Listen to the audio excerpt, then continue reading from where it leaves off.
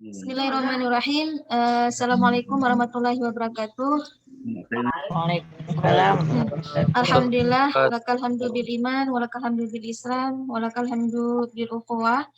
Rabbi syrah li sadri wa yassir li amri wahlul 'uqdatam min lisani yafqahu qawli. Segala puji bagi Allah.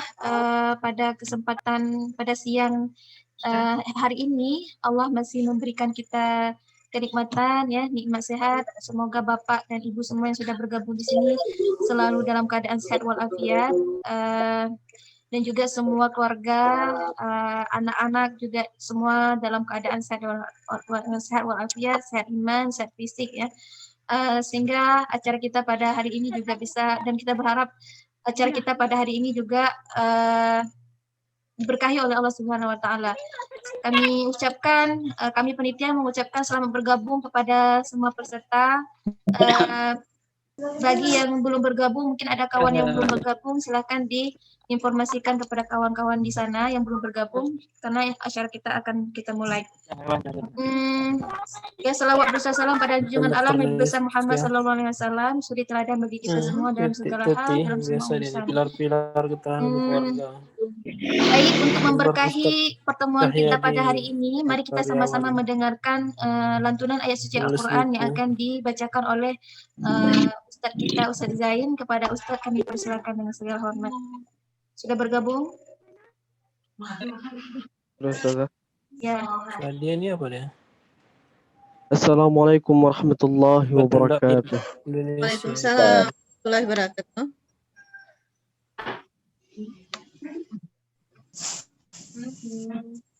أعوذ بالله من الشيطان الرجيم.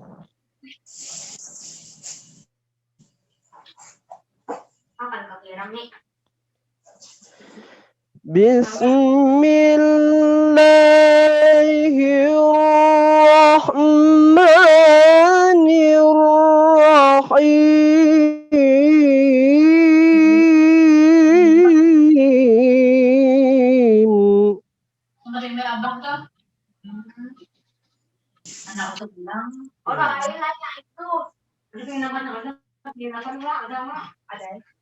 إن الإنسان خلق هلوعا إذا مسه الشر جزوعا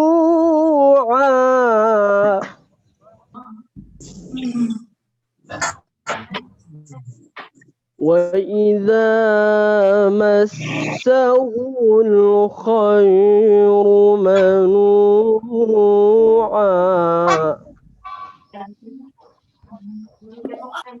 إلا المصلين.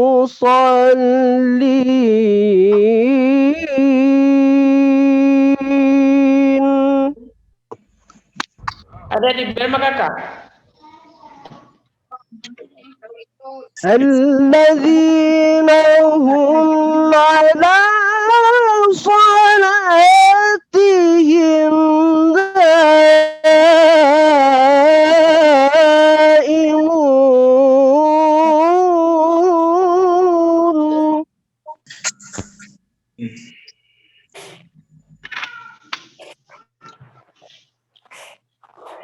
والذين في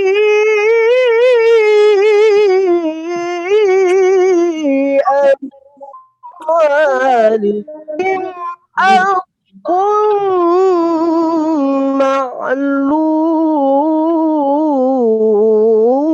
معلوم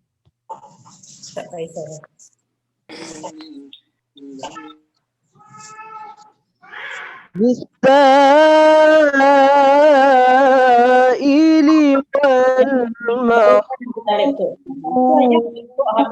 والمحروم. Belajar nih belum nih? والذين يصدقون بيوم الدين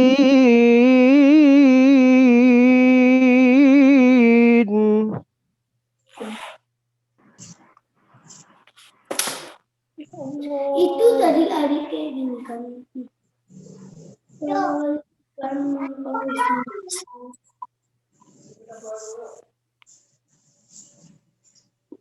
Ini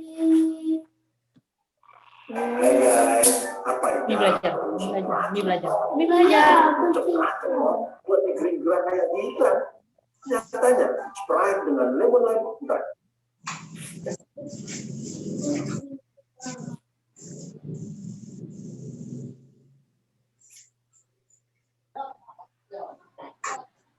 إن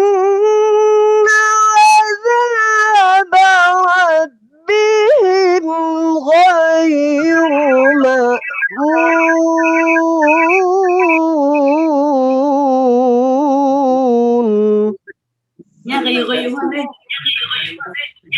والذين هم لفروجهم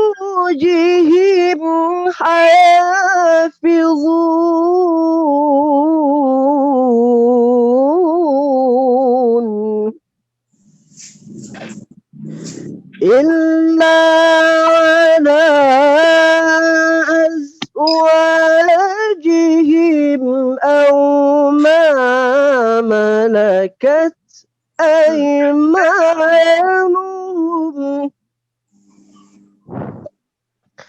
أو ما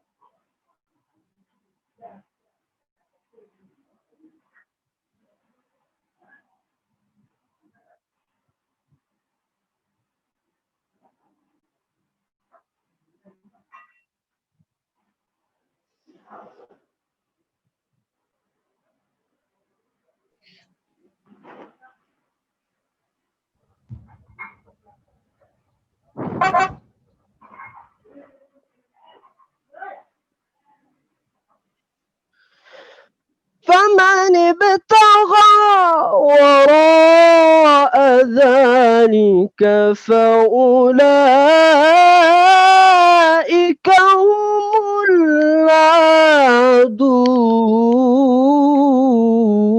العادون صدق الله العلي العظيم.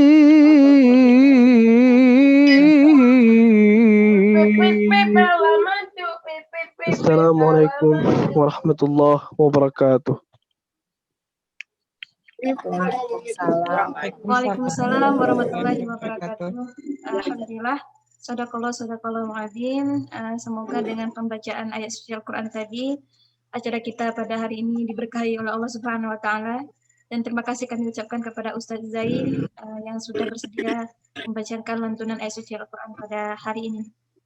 Kami ingatkan kepada peserta untuk mematikan mikrofonnya agar acara kita bisa berjalan dengan baik, ya. Baik, selanjutnya kita lanjutkan. Kita dengarkan kata sambutan dari Ketua IKD wilayah Aceh, yaitu yang akan disampaikan oleh Ustadz Muhammad Yusuf. Kepada Ustadz kami persilakan dengan segala hormat. Bismillahirrahmanirrahim. Assalamualaikum warahmatullahi wabarakatuh. Waalaikumsalam warahmatullahi wabarakatuh. Alhamdulillahirabbil alamin wal 'aqibatu lil muttaqin wa la 'udwana illa 'alal zalimin. Asyhadu an la ilaha illallah wahdahu la syarikalah wa asyhadu anna sayyidana wa nabiyyana Muhammad sallallahu alaihi wasallam. Alhamdulillah, segala puji bagi Allah Subhanahu wa taala atas semua nikmat yang telah dicurahkan kepada kita semua pada siang yang mulia ini. Lewat Zoominar ini kita bisa bertemu, kita bisa belajar, kita bisa berdiskusi banyak hal. Dan pada siang yang berbahagia ini Allah izinkan kita untuk membahas tentang pilar-pilar ketahanan keluarga. Semoga pertemuan kita ini menjadi pertemuan yang diberikan barokah dari Allah Subhanahu wa taala. Yang kami hormati Bapak Kanwil Kemenak, dalam hal ini diwakili oleh Bapak Khairuddin SHGMA, Kasih Kepenghuluan dan Fasilitas Keluarga Sakinah, Bidang Urais Kantor Kementerian Agama Provinsi Aceh. Kemudian yang kami banggakan, kami hormati guru kami, Al-Mukarram Ustadz Cahyadita Karyawan, yang Masya Allah punya kesempatan dan waktu untuk memberikan pencerahan kepada kita semua. Kemudian juga Ibu Moderator, Ibu Nuke Yulandari, MSI Psikolog, yang sudah memberikan waktunya untuk hadir di dalam kegiatan hari ini. Kami dari pengurus Ikatan Dai Indonesia Wilayah Aceh mengucapkan selamat bergabung kepada semua peserta. Alhamdulillah sudah bergabung lebih 173 orang, dan tentunya kami berharap pertemuan ini tidak hanya berhenti di sini, ada kegiatan-kegiatan berikutnya yang bisa kita lakukan bersama dalam rangka meningkatkan ketahanan keluarga, karena kita menyadari bahwa keluarga itu adalah pilar utama dan pilar pertama serta pilar terakhir.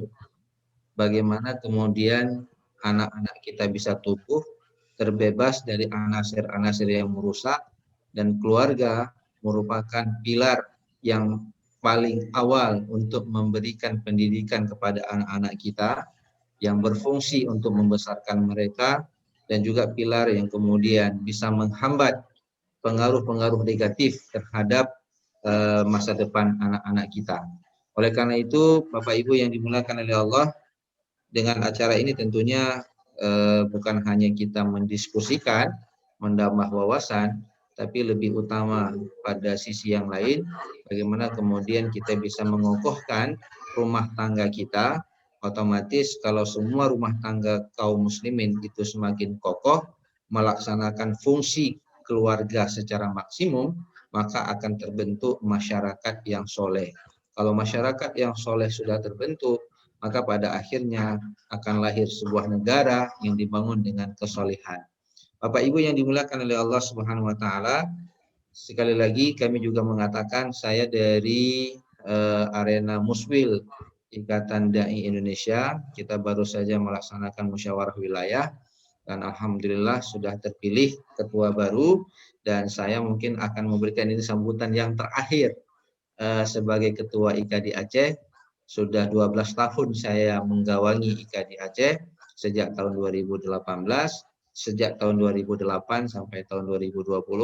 Alhamdulillah sudah terpilih ketua IKADI baru, yaitu Dr. Saflir Syah, MSI Psikolog juga, yang kemarin juga sudah memberikan materi ataupun kajian tentang keluarga yang dilaksanakan oleh Muslimah IKADI.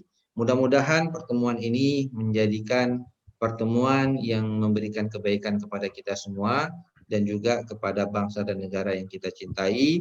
Kita bisa mewariskan, melakukan tauris kesalihan kepada anak-anak kita yang akan melanjutkan estafet kepemimpinan di negeri yang kita cintai ini. Terima kasih sekali lagi kepada Ustadz Cahyadita Karyawan, dan kami dengan resmi juga meminta kepada Bapak Khairuddin SHGMA secara resmi untuk membuka acara ini. Terima kasih kepada Ustazah Majidah, Ketua Muslimah IKADI Aceh, yang selama ini telah membantu saya menjalankan program-program IKADI, khususnya untuk kegiatan muslimah. Mudah-mudahan setelah ini kegiatan kita bisa berlangsung secara baik. Apalagi alhamdulillah kita bersyukur kepada Allah, hari ini IKADI sudah mendapatkan wakaf rumah yang bisa dijadikan sebagai markas dakwah, yang insya Allah kita juga akan melakukan podcast, kemudian flyer yang sifatnya dakwah digital bisa kita jalankan, karena kita sudah mempunyai markas yang menetap insya Allah. Demikian yang bisa saya sampaikan dan informasi. Terima kasih semuanya. Mudah-mudahan Allah Subhanahu wa taala melanjutkan dakwah ini, melahirkan generasi Qurani, melahirkan generasi yang Islami, yang itu insya Allah akan merubah wajah Indonesia ini. Demikian, Assalamualaikum warahmatullahi wabarakatuh. Waalaikumsalam warahmatullahi wabarakatuh. Terima kasih banyak kami sampaikan kepada Ustadz Muhammad Yasin Yusuf selaku Ketua IKADI Aceh. Mungkin ini juga tadi terakhir kata sambutan beliau sebagai Ketua IKD Aceh dan akan sudah terpilih ya Ustadz Dr. Syafrul Syah sebagai ketua baru. Baik, selanjutnya kita lanjutkan, kita dengarkan kata sambutan. Dalam hal ini disampaikan oleh Kepala Kantor Wilayah Kementerian Agama Provinsi Aceh, diwakili oleh Pak Khairuddin selaku Kasih Kepangluan dan Universitas Keluarga Sakinah. Kepada Bapak kami persilakan dengan segala hormat.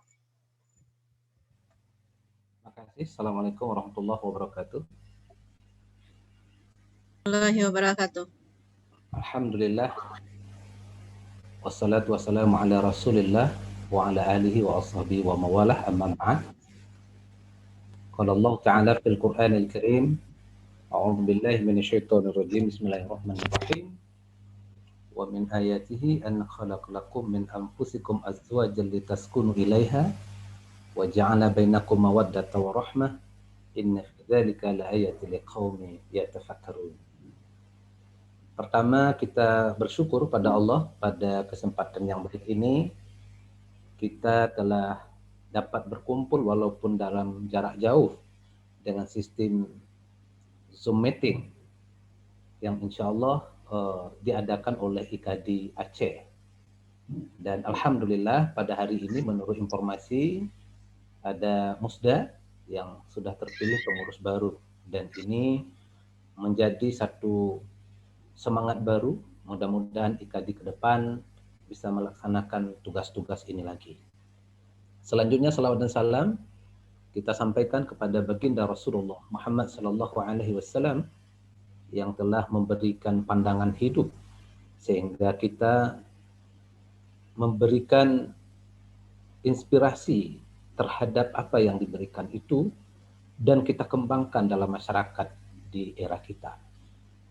Pertama kami sampaikan terima kasih banyak kepada IKD yang telah membuat acara ini, dan salam hormat, salam cinta, salam sayang kepada teman-teman yang ada di IKD dari Pak Kanwil Kementerian Agama Provinsi Aceh yang dia telah memberikan wakilah kepada saya untuk menyampaikan sambutan sekaligus membuka acara ini.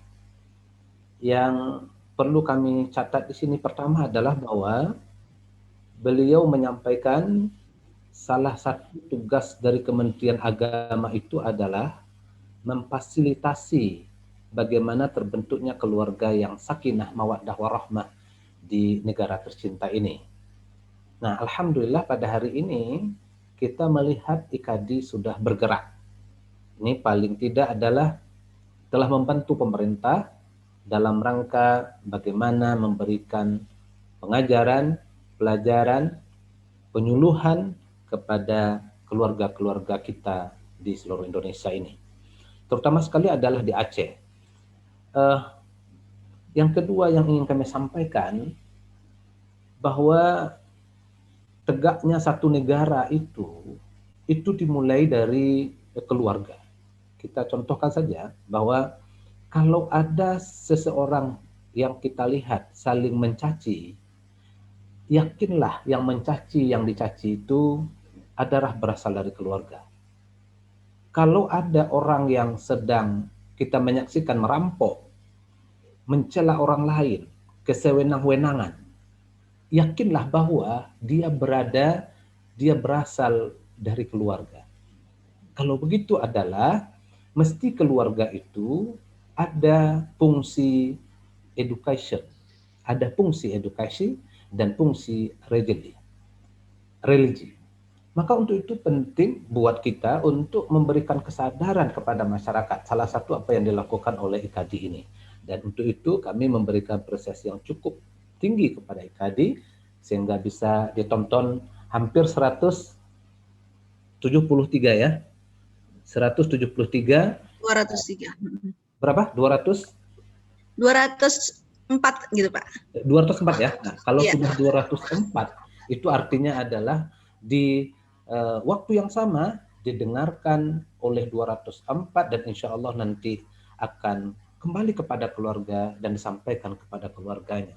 Alhamdulillah pemahaman inilah kemudian bagaimana kita terus-menerus untuk memberikan pemahaman kepada keluarga kita. Yang ketiga yang ingin kita sampaikan bahwa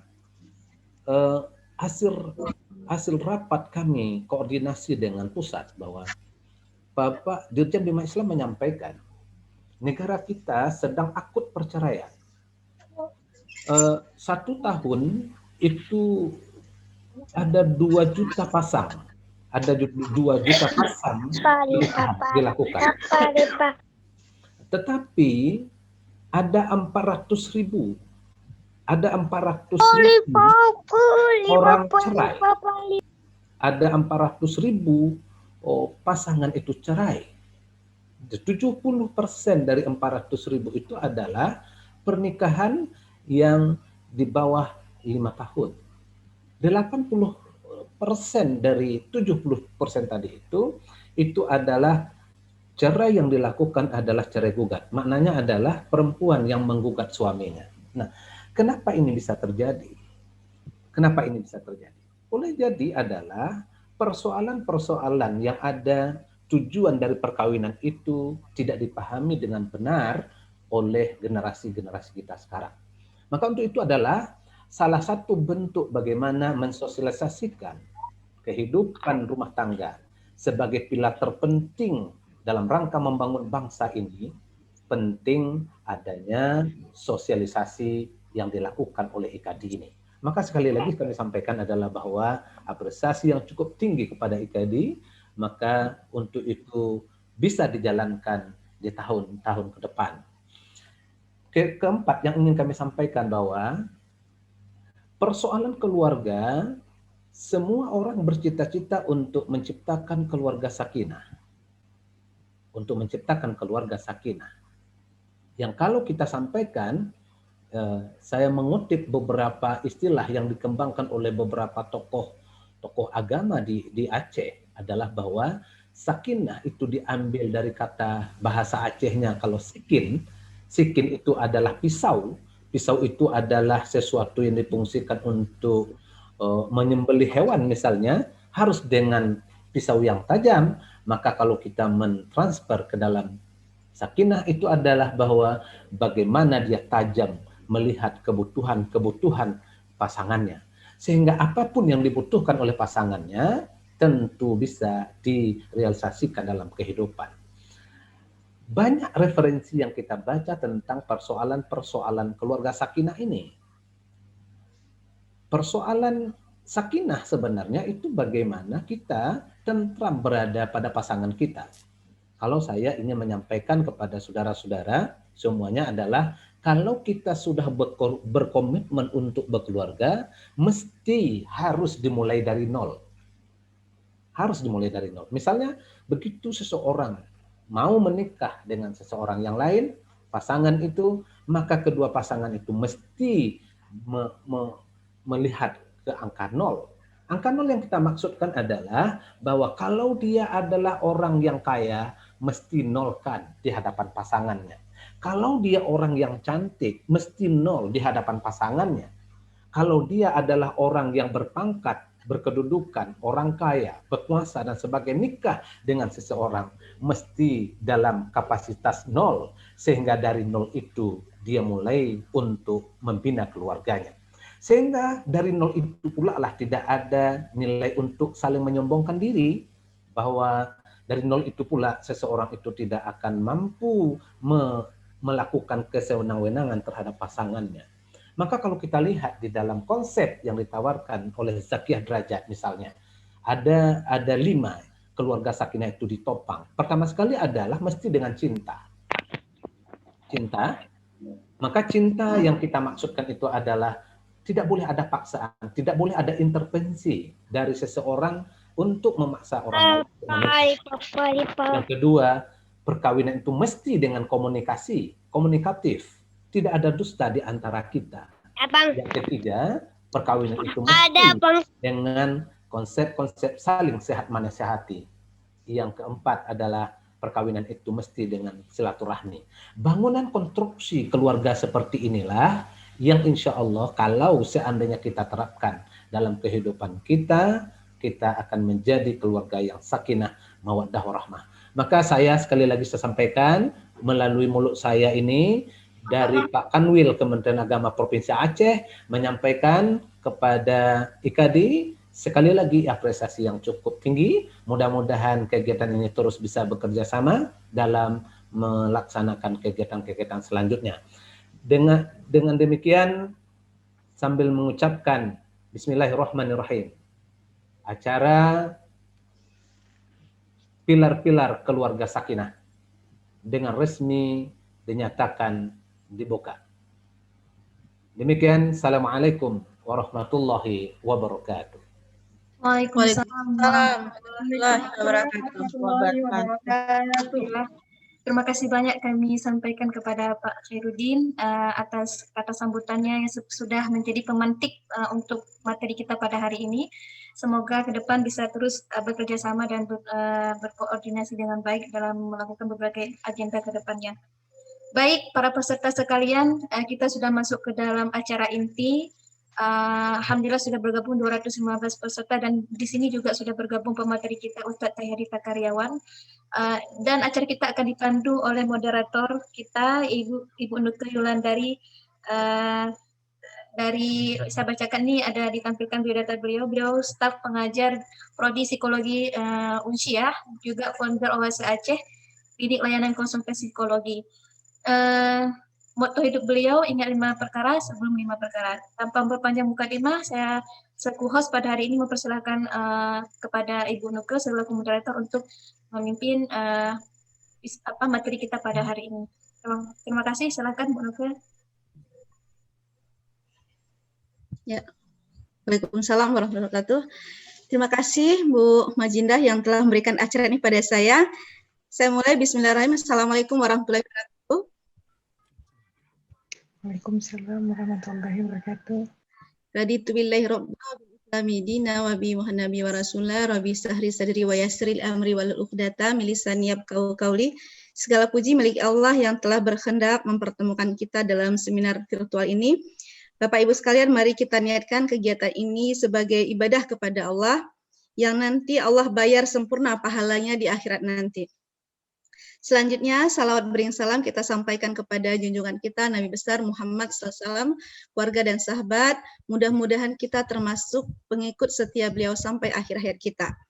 Sebelum kita sampai pada inti acara, perkenankan saya membacakan sebuah pantun menyemangati kita di siang hari ini. Jadi bisa situasi siang tapi semangatnya tetap pagi ya Bapak Ibu sekalian. Berangkat sekolah pakai sepeda, berangkatnya kesiangan. Salam sapa untuk semuanya peserta sekalian. Ya, saya informasikan kepada seluruh Bapak Ibu peserta kegiatan di siang hari ini bahwa pendaftaran kita untuk kegiatan ini mencapai 460 Pak Khairuddin. Jadi yang mendaftar 460, mudah-mudahan yang belum bergabung bisa nanti mengikuti. Ini menunjukkan bahwa masyarakat kita sudah merasa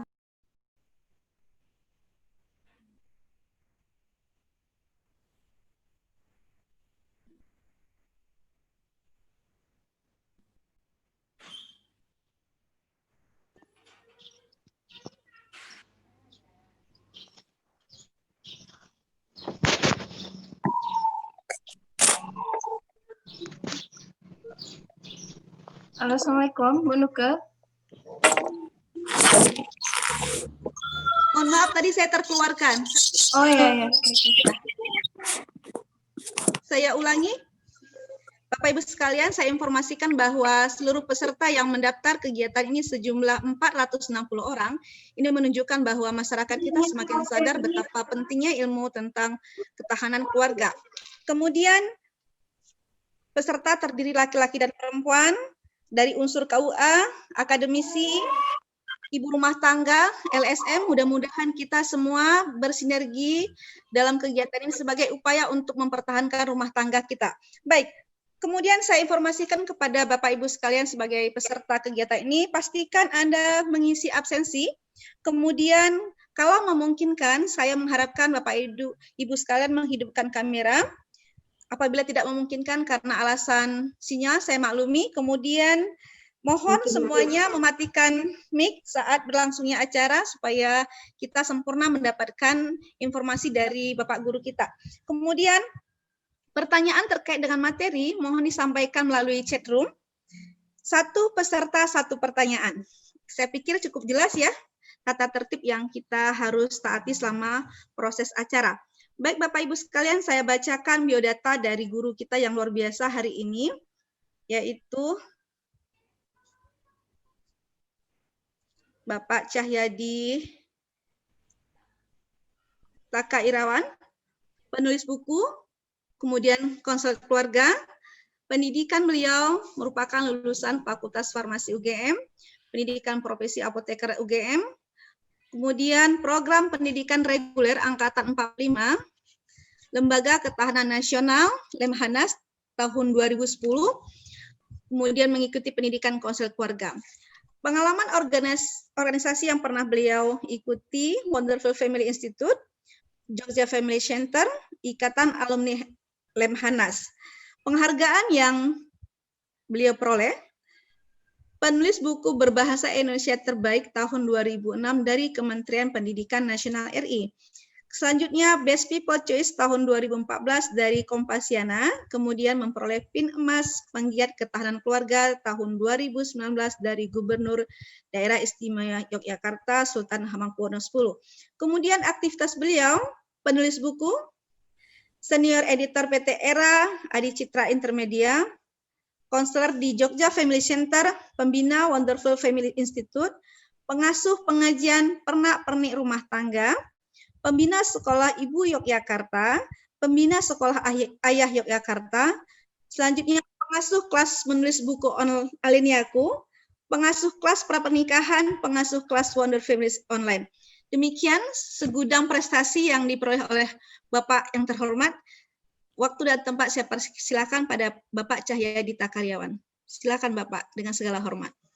Baik, terima kasih Ibu Nuke Yulandari. Bismillahirrahmanirrahim. Assalamualaikum warahmatullahi wabarakatuh. Waalaikumsalam warahmatullahi wabarakatuh. Alhamdulillahirabbil alamin wa bihi nasta'inu ala umuri dunya waddin. Asyhadu an la ilaha illallah wahdahu la syarikalah wa asyhadu anna Muhammadan abduhu wa rasuluh la nabiyya ba'dah. Allahumma shalli wa sallim wa barik ala nabiyyina Muhammad wa ala alihi wa ashabihi ajmain wa ba'd. Bapak-bapak, ibu-ibu yang saya hormati, yang dimuliakan Allah SWT, wabil khusus Ketua IKADI yang baru terpilih dan semua jajaran pengurus IKADI Aceh, Bapak Kanwil Kementerian Agama Aceh atau yang mewakili, dan semua peserta yang hadir dalam kesempatan Zoom kali ini yang tidak bisa saya sebutkan satu persatu. Alhamdulillah pada kesempatan siang hari ini kita mendapatkan kesempatan oleh Allah SWT, diberikan kesehatan, diberikan kekuatan untuk bisa bersama-sama silaturahim dan berdiskusi ya pada satu tema yang sangat menarik tentang pilar-pilar ketahanan keluarga. Karena waktu kita yang sangat terbatas, saya akan langsung masuk mulai ke materi ya. Bapak Ibu sekalian, bagi yang berkenan untuk mendapatkan materi PowerPoint yang saya buat ini, nanti boleh meminta kepada teman-teman panitia IKADI. Materi ini saya buat untuk Bapak Ibu semuanya. Boleh di-share, boleh digunakan sesuai dengan kepentingannya masing-masing ya. Silakan kalau ada yang mau gunakan atau mau nge-share. Baik, Bapak Ibu sekalian, kita mulai. Boleh diklik next slide-nya. Saya akan mengajak kita semuanya memahami terlebih dahulu istilah ketahanan keluarga ini ya. Ini satu istilah yang bukan saja istilah populer ya, bukan saja istilah sosial, tapi dia sesuatu yang masuk dalam undang-undang. Jadi ada definisi ketahanan keluarga menurut undang-undang maupun definisi ketahanan keluarga menurut lembaga-lembaga pemerintah negara. Next, saya ingin mengenalkan terlebih dahulu ketahanan keluarga yang disebutkan dalam undang-undang ya, Undang-Undang nomor 10 tahun 1992 pasal 1 poin yang ke-15. Disebutkan bahwa ketahanan keluarga itu adalah kondisi dinamik suatu keluarga ya. Jadi ada hal-hal penting yang kita pahami dalam aspek dalam pengertian tentang ketahanan keluarga ini, sesuatu yang menjadi unsur-unsur pembentukan ketahanan keluarga itu sendiri. Ya, jadi kalau dalam Undang-Undang nomor 10 tahun 1992 tentang perkembangan kependudukan dan pembangunan keluarga sejahtera, dikatakan bahwa ketahanan keluarga adalah kondisi dinamik suatu keluarga yang memiliki keuletan dan ketangguhan, serta mengandung kemampuan fisik, material, dan psikis, mental, spiritual, guna hidup mandiri, dan mengembangkan diri dan keluarganya untuk hidup harmonis dalam meningkatkan kesejahteraan lahir dan kebahagiaan batin. Ini dalam Undang-Undang nomor 10 tahun 1992, pasal ke-1, poin ke-15. Kemudian ada lagi definisi dalam perspektif ketahanan nasional. Ini ketahanan keluarga yang dibuat oleh Lemhanas, Lembaga Ketahanan Nasional. Jadi menurut perspektif ketahanan nasional, maka ketahanan keluarga adalah salah satu bagian dari ketahanan nasional. Jadi ketahanan nasional Indonesia itu dibentuk dari berbagai aspek atau gatra ketahanan yang lainnya, seperti misalnya ketahanan ekonomi, ketahanan politik, ketahanan ideologi, ketahanan budaya, dan seterusnya. Salah satunya adalah ketahanan keluarga. Jadi ketahanan keluarga dalam perspektif ketahanan nasional adalah salah satu pembentuk penting dari ketahanan nasional Indonesia. Nah, dalam perspektif ketahanan nasional, yang dimaksud dengan ketahanan keluarga adalah kondisi dinamik suatu keluarga yang berisi keuletan dan ketangguhan dalam menghadapi serta mengatasi segala ancaman, tantangan, hambatan, dan gangguan yang datang dari luar maupun dari dalam, secara langsung maupun tidak langsung, yang membahayakan keharmonisan, kelangsungan, dan keutuhan keluarga. Nah, saya akan cenderung menggunakan istilah yang ini karena saya cukup lama belajar di Lemhanas selama 10 bulan ya pada istilahnya itu PPRA, Program Pendidikan Reguler Angkatan 45 yang saya ikuti, sehingga saya menjadi anggota IKAL, Ikatan Alumni Lemhanas. Nah, dulu pada saat saya belajar Lemhanas, di Lemhanas selama 10 bulan ikut PPRA itu, salah satu studi yang saya lakukan itu bersama dengan tim ya dari Lemhanas itu, saya mengunjungi Provinsi Aceh. Saya cukup lama di Aceh pada waktu itu bersama tim Lemhanas dan mengukur tingkat ketahanan daerah atau ketahanan wilayah Aceh dalam perspektif ketahanan nasional. Dan saya bersyukur pada waktu itu bahwa setelah dimasukkan semua komponen-komponen penilaian dari berbagai aspek dan kemudian dinilai dengan standar Lemhanas itu, ternyata kondisi ketahanan wilayah Aceh itu termasuk kategori baik. Jadi kalau ada yang berkategori kurang, ada yang berkategori sedang, ada yang berkategori baik, lalu ada di Aceh itu alhamdulillah pada waktu itu setelah kita masukkan semua komponennya, itu ketahanan wilayah di Provinsi Aceh itu masuk kategori baik. Jadi bukan sedang, apalagi kurang ya, kategorinya baik. Nah itu ketika kita mengukur ketahanan nasional yang ada di setiap wilayah, maka kita memasukkan komponen-komponen yang salah satunya itu adalah komponen ketahanan keluarga. Tapi kalau untuk mengukur ketahanan nasional, sangat banyak aspeknya ya. Jadi ketahanan keluarga itu hanya salah satu saja. Nah, Bapak Ibu sekalian yang dirahmati Allah SWT, beberapa bagian penting untuk memahami aspek-aspek dalam ketahanan keluarga itu ya, ketahanan keluarga itu kondisi dinamis. Jadi begini, yang dimaksud dengan kondisi dinamis itu, ketahanan keluarga itu bukan sesuatu yang sifatnya statis. Artinya keluarga itu pasang surut ya. Ada kalanya keluarga itu berada dalam situasi yang sangat kokoh, tetapi ada kalanya mengalami masa-masa yang rapuh. Itu karena memang fluktuasi-fluktuasi seperti ini sesuai dengan sifat-sifat kemanusiaan. Jadi kalau kita lihat ya, bahkan dalam konteks iman sekalipun ya, kita juga menjumpai bahwa para ulama menjelaskan iman itu naik dan turun. Al-imanu yazid wa yanqus. Yazid bito'ah wa yanqus bil maksiyah. Iman itu naik dengan ketaatan dan turun dengan kemaksiatan. Jadi iman itu naik dan turun. Itu manusiawi banget.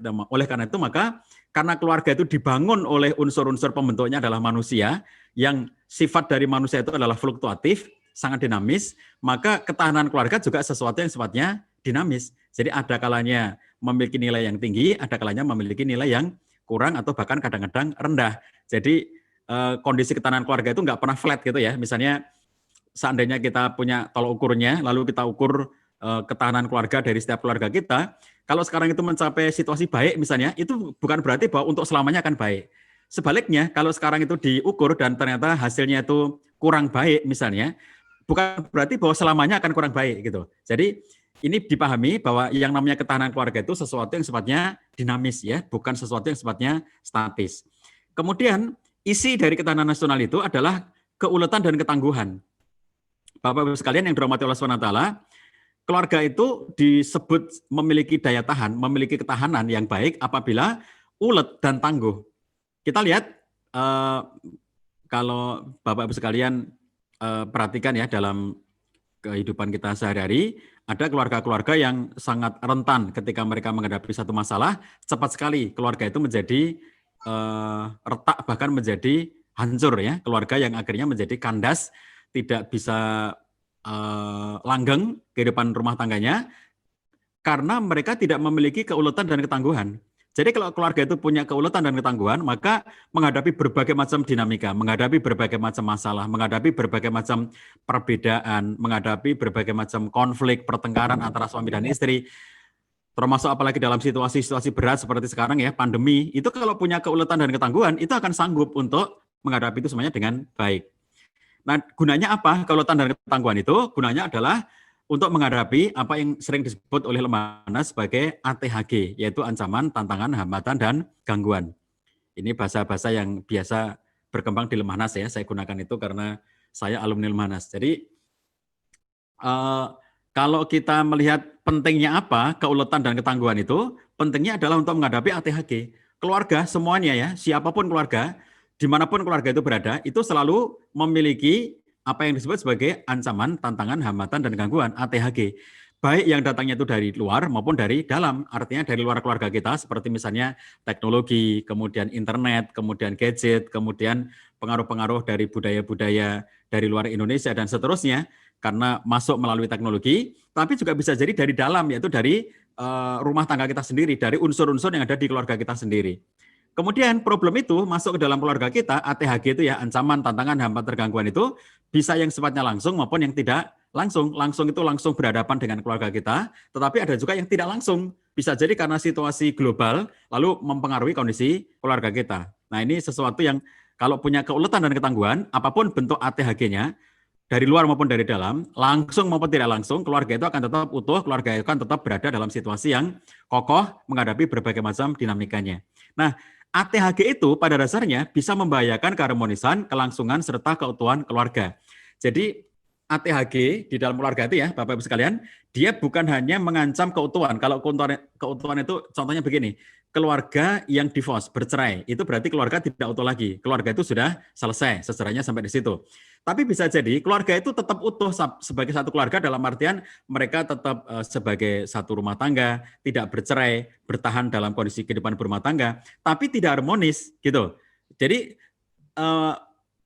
keluarga yang tidak bahagia, keluarga yang tidak berfungsi, keluarga yang tidak mendapatkan keharmonisan, meskipun mereka hidup sebagai satu keluarga, tapi di dalamnya tidak ada keharmonisannya. Nah, itu salah satu gangguan yang muncul ya, atau ATHG yang biasa muncul di dalam kehidupan keluarga, tidak selalu berkorelasi dengan bahwa keluarga itu nanti akan berakhir seperti misalnya divorce, perceraian, tetapi bisa jadi adalah menghilangkan kebahagiaan, menghilangkan keharmonisan, itu juga dampak-dampak dari ATHG apabila tidak dihadapi dengan tepat. Nah, inilah esensi dari yang disebut sebagai ketahanan keluarga ya, yang menjadi pembahasan kita pada kesempatan kali ini.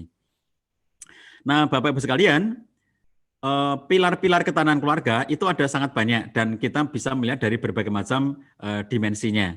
Ya, kalau saya biasa membagi ketahanan keluarga itu menjadi 10 pilar, tetapi dalam kesempatan kali ini saya tidak akan menyampaikan itu karena waktu kita sangat pendek sehingga saya tidak mungkin untuk menyampaikan keseluruhannya. Jadi nanti akan saya sampaikan beberapa poin saja dari pilar-pilar ketahanan keluarga itu. Nah, Bapak-Ibu sekalian, kalau kita lihat ya, potret realitas dari ketahanan keluarga di Indonesia, tadi Bapak Kanwil Kementerian Agama Aceh sudah menyampaikan beberapa data. Ini saya rincikan datanya yang ini juga saya dapatkan dari Kementerian Agama RI. Sementara Kementerian Agama RI itu mengutip dari Badan Peradilan Agama, Badilak, Mahkamah Agung Republik Indonesia. Jadi data dari Badilak, Badan Peradilan Agama Mahkamah Agung RI, bahwa kalau Bapak Ibu lihat dalam data ini ya, dari 2015, 2016, 2017 sampai 2019 itu kasus-kasus perceraian itu selalu meningkat. Ya, tadi Pak Kanwil sudah menyampaikan kalau pada masa-masa sekarang itu sudah mencapai 400-an ribu, yaitu data terakhir pada tahun 2019.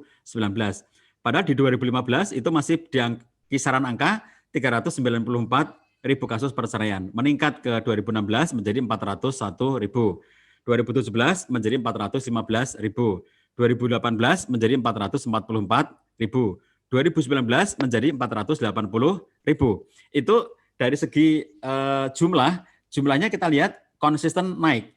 Tetapi dilihat dari segi penambahannya juga naik. Jadi Bapak Ibu lihat, kalau dari 2015 ke 2016 itu naiknya 7.000 kasus. Kemudian dari 2017 ke 2018, dari 2016 ke 2017 itu naiknya menjadi 13.000. Lalu dari 2017 ke 2018 naiknya 28.000. Lalu dari 2018 ke 2019 naiknya 36.000. Jadi jumlah kenaikannya juga meningkat. Jadi kalau jumlah total itu juga meningkat dari tahun ke tahun, sementara berapa banyak naiknya kasus perceraian itu juga meningkat dari tahun ke tahun ya. Dari 7.000 naik lagi, peningkatannya jadi 13.000, naik lagi menjadi 28.000, naik lagi menjadi 36.000. Jadi dengan melihat data-data ini, maka prediksinya pada 2020 ini ya, peningkatannya dari 2019 itu bisa lebih dari 40.000. Jadi naiknya, bertambahnya itu bisa lebih dari 40.000.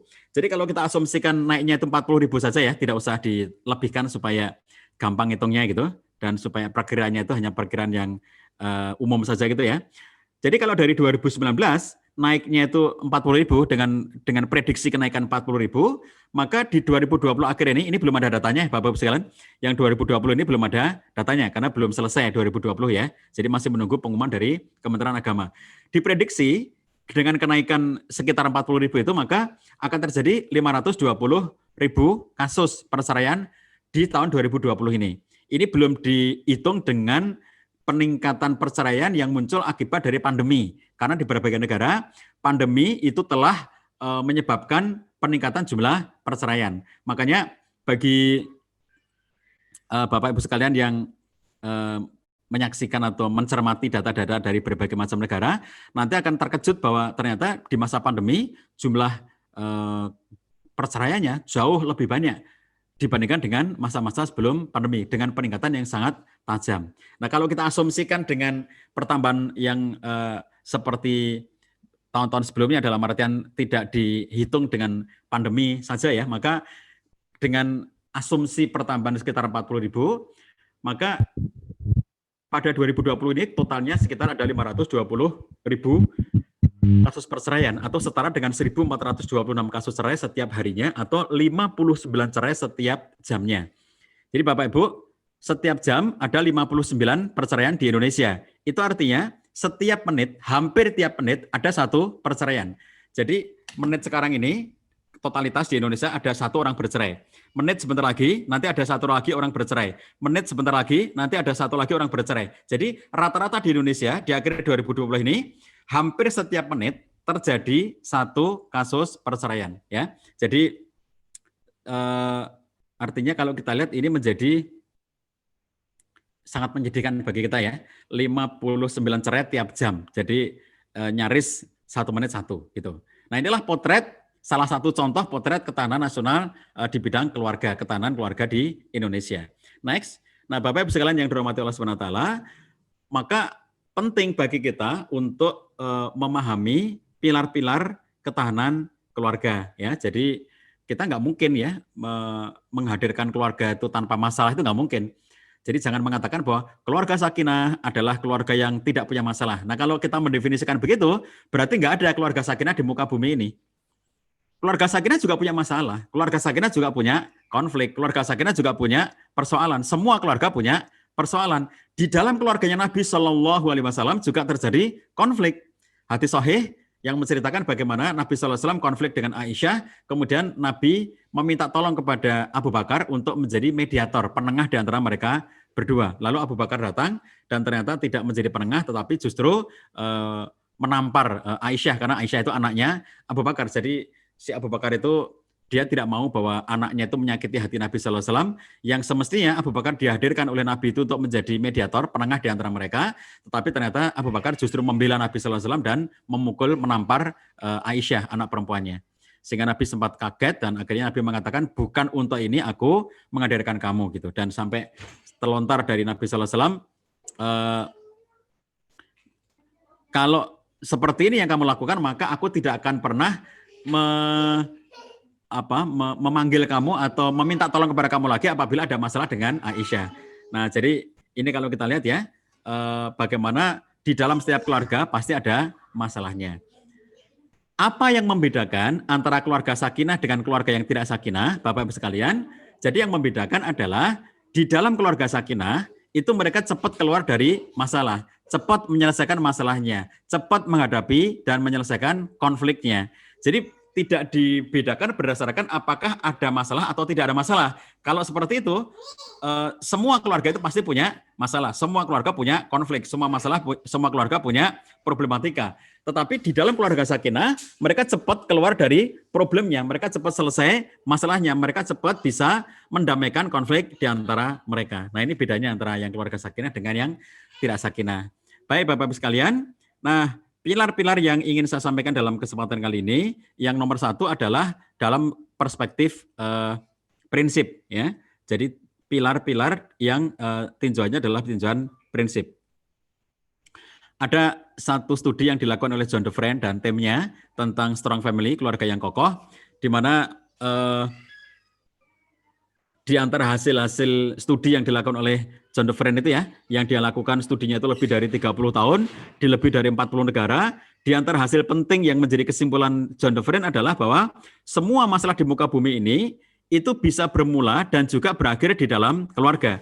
Jadi John DeFriend menatap apapun masalah dalam kehidupan kita ini ya, pada dasarnya itu bisa ditelusuri bagaimana dengan keluarganya. Jadi Bapak Ibu sekalian kalau menemukan problem-problem dalam kehidupan sehari-hari, itu sebetulnya bisa dilacak dari keluarganya. Setiap masalah itu bisa bermula dari keluarga, tapi kata DeFriend itu juga bisa berakhir di keluarga. Jadi berita baiknya adalah bahwa apapun masalah yang kita hadapi sebagai bangsa, sebagai negara, sebetulnya kita bisa menyelesaikan itu dari dalam rumah kita masing-masing dengan memperbaiki rumah tangga kita. Tetapi berita buruknya adalah bahwa problem-problem yang banyak terjadi di masyarakat kita itu ya, masalah sosial, masalah berbagai kondisi yang ada di masyarakat kita, itu sebetulnya juga bisa dilacak dari keluarga mereka. Nah, jadi ini sesuatu yang untuk menunjukkan betapa ada sesuatu yang sangat penting peran keluarga kita itu ya di dalam memperbaiki masyarakat, bangsa, dan negara. Kemudian kalau dalam perspektif tinjauan prinsip, di antara hal penting sebagai pilar ketahanan keluarganya adalah fondasi, yaitu fondasi keluarga itu sendiri. Nah, kalau kita sebagai orang-orang beriman, maka semestinya kita menguatkan, ya Bapak-Ibu sekalian, kita kokohkan fondasi keluarga kita itu ya, dengan fondasi iman dan takwa kepada Allah SWT. Ini fondasi yang sangat prinsip. Makanya saya katakan inilah tinjauan prinsipnya, bahwa pilar ketahanan keluarga itu nomor satu adalah fondasi. Allah SWT menyatakan, afaman assasa bunyanahu ala taqwa minallahi wa ridwan khairun amman assasa bunyanahu ala syafa jurfin har fanharobi fi nari jahannam wallahu la yahdil qaumadz zalimin. Apakah orang-orang yang menegakkan bangunan di atas fondasi takwa dan keridhaan kepada Allah, ketakwa kepada Allah dan keridhaannya, itu lebih baik daripada orang-orang yang menegakkan bangunan di tepian jurang yang mau runtuh. Jadi pertanyaan ini menggambarkan dua kondisi. Yang satu adalah bangunan yang didirikan di atas landasan takwa kepada Allah dan keridhaannya. Yang kedua, bangunan yang didirikan pada tepian jurang yang mau runtuh. Sudah barang tentu yang baik adalah bangunan yang berdiri di atas fondasi ketakwaan kepada Allah dan keridhaannya. Nah, keluarga kita, Bapak-Ibu sekalian, sebagai satu bangunan ya, bangunan keluarga itu sendiri, hendaknya kita membangun keluarga, menikah, membangun rumah tangga, itu semuanya dilandaskan pada fondasi keimanan dan ketakwaan kita pada Allah SWT dan dalam rangka untuk mencari ridhonya Allah SWT. Ini sesuatu yang sangat prinsipil ya di dalam keluarga kita. Pilar ketahanan yang keluarga yang sangat kokoh itu fondasinya. Bapak Ibu perhatikan ketika tahun 2004 Aceh itu tsunami ya, kemudian disusul tahun 2006 Jogja mengalami gempa yang sangat besar. Kita melihat ada banyak sekali korban. Kalau pada contoh di Jogja, karena di sana tidak ada tsunami, pada waktu itu adanya adalah gempa. Nah, ketika kita menyaksikan gempa di Jogja 2006 itu, rumah-rumah yang hancur, rumah-rumah yang roboh, itu mayoritasnya adalah rumah-rumah yang memang tidak memiliki pondasi dan tidak punya struktur bangunan yang memadai. Jadi rumah-rumah lama yang dibangun itu tanpa pondasi, ya, tanpa kekuatan satu pondasi, betul-betul rumah yang hanya ditegakkan di ini tanah, kemudian pakai kayu-kayu gitu aja ya di atasnya gitu, tidak ada pondasi yang dibangun ke dalam. Jadi akhirnya begitu ada guncangan sedikit saja, ada gempa kecil saja, karena rumah-rumah mereka itu banyak yang sebetulnya jauh dari pusat gempa. Kalau dekat dengan pusat gempa, maklum ya dengan kekuatan yang sangat tinggi itu. Termasuk rumah-rumah yang jauh dari pusat gempa, tetapi karena mereka itu tidak punya pondasi yang kokoh, maka kena getaran sedikit saja, itu sudah langsung hancur rumahnya itu. Langsung berada dalam situasi yang roboh gitu. Nah, Bapak-Ibu sekalian, sama dengan keluarga kita. Kalau keluarga kita itu pondasinya tidak kokoh, maka begitu kena gempa sedikit saja, keluarga itu akan hancur. Perhatikan bagaimana di zaman cyber ini ya, di zaman gadget sekarang, di zaman medsos, itu persoalan-persoalan hidup berumah tangga semakin kompleks, yang salah satunya muncul dari persoalan-persoalan gadget itu sendiri, muncul dari medsos, muncul dari pertemanan di media sosial. Perceraian yang disebabkan oleh karena dengan maraknya teknologi ya, lewat Facebook, lewat Twitter, lewat grup WhatsApp, grup alumni, gitu-gitu ya, kemudian chatting dan seterusnya. Ini sesuatu yang ternyata memicu persoalan-persoalan dalam kehidupan berumah tangga. Jadi pada akhirnya kemudian oleh karena terpaan masalah yang sebetulnya ringan saja, ada guncangan yang kecil saja, itu bisa merobohkan keluarga karena pondasi mereka tidak kokoh. Nah, jadi Bapak Ibu sekalian, maka pondasi ini sangat penting untuk kita kuatkan. Next. Nah, Bapak-Ibu sekalian dirahmati Allah SWT, kita juga telah mengetahui selama ini bahwa ketakwaan kepada Allah itu adalah bekal yang sangat baik. Wa tazawwadu fa inna khairaz zadi taqwa. Berbekalah kalian karena sebaik-baik perbekalan adalah bekal takwa kepada Allah SWT. Jadi, perbekalan yang sangat utama dalam kita menempuh perjalanan kehidupan termasuk berumah tangga, itu adalah perbekalan takwa kepada Allah SWT. Bekal kita yang paling bagus menghadapi pandemi adalah bekal takwa kepada Allah SWT. Kalau bekalnya itu uang gitu ya, uang itu cepat habis. Kalau bekal kita itu hanya materi itu cepat habis. Bahkan bisa hilang gitu.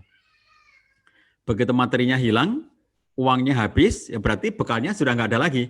Tapi kalau bekal kita itu ketakwaan, Allah SWT memberikan sangat banyak solusi. Next. Klik lagi, banyak sekali jalan keluar ya yang Allah berikan kepada orang-orang yang bertakwa. Sesulit apapun masalahnya, Allah berikan jalan keluar. Allah memberikan berbagai macam kemudahan-kemudahan bagi orang-orang yang bertakwa kepada Allah SWT.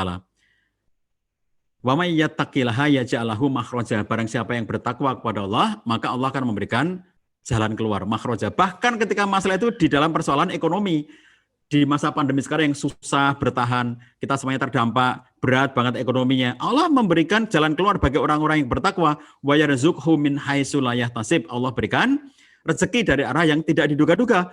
Bahkan serumit apapun masalahnya, seberat apapun masalahnya, kalau dia bertakwa, Allah berikan kemudahan. Wa may yattaqillaha yaj'al lahu min amrihi yusra. Allah berikan kemudahan pada semua urusan dan kesulitan-kesulitan orang bertakwa itu.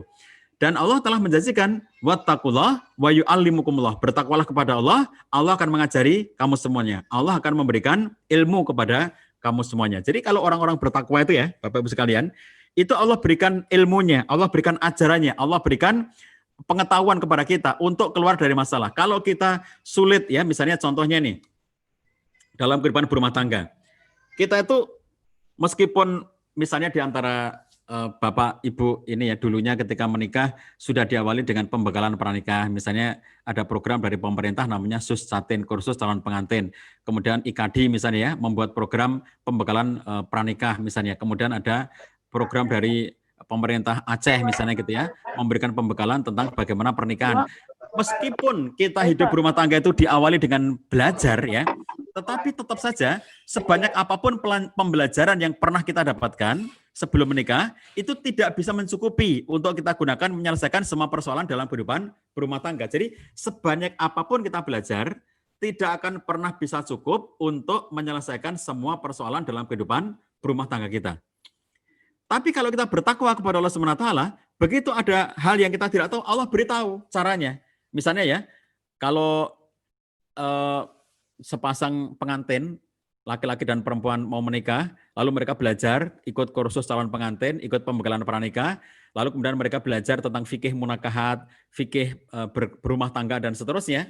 Tetapi begitu kemudian mereka menikah, akan ketemu dengan hal-hal yang rasanya belum pernah dipelajari sebelumnya.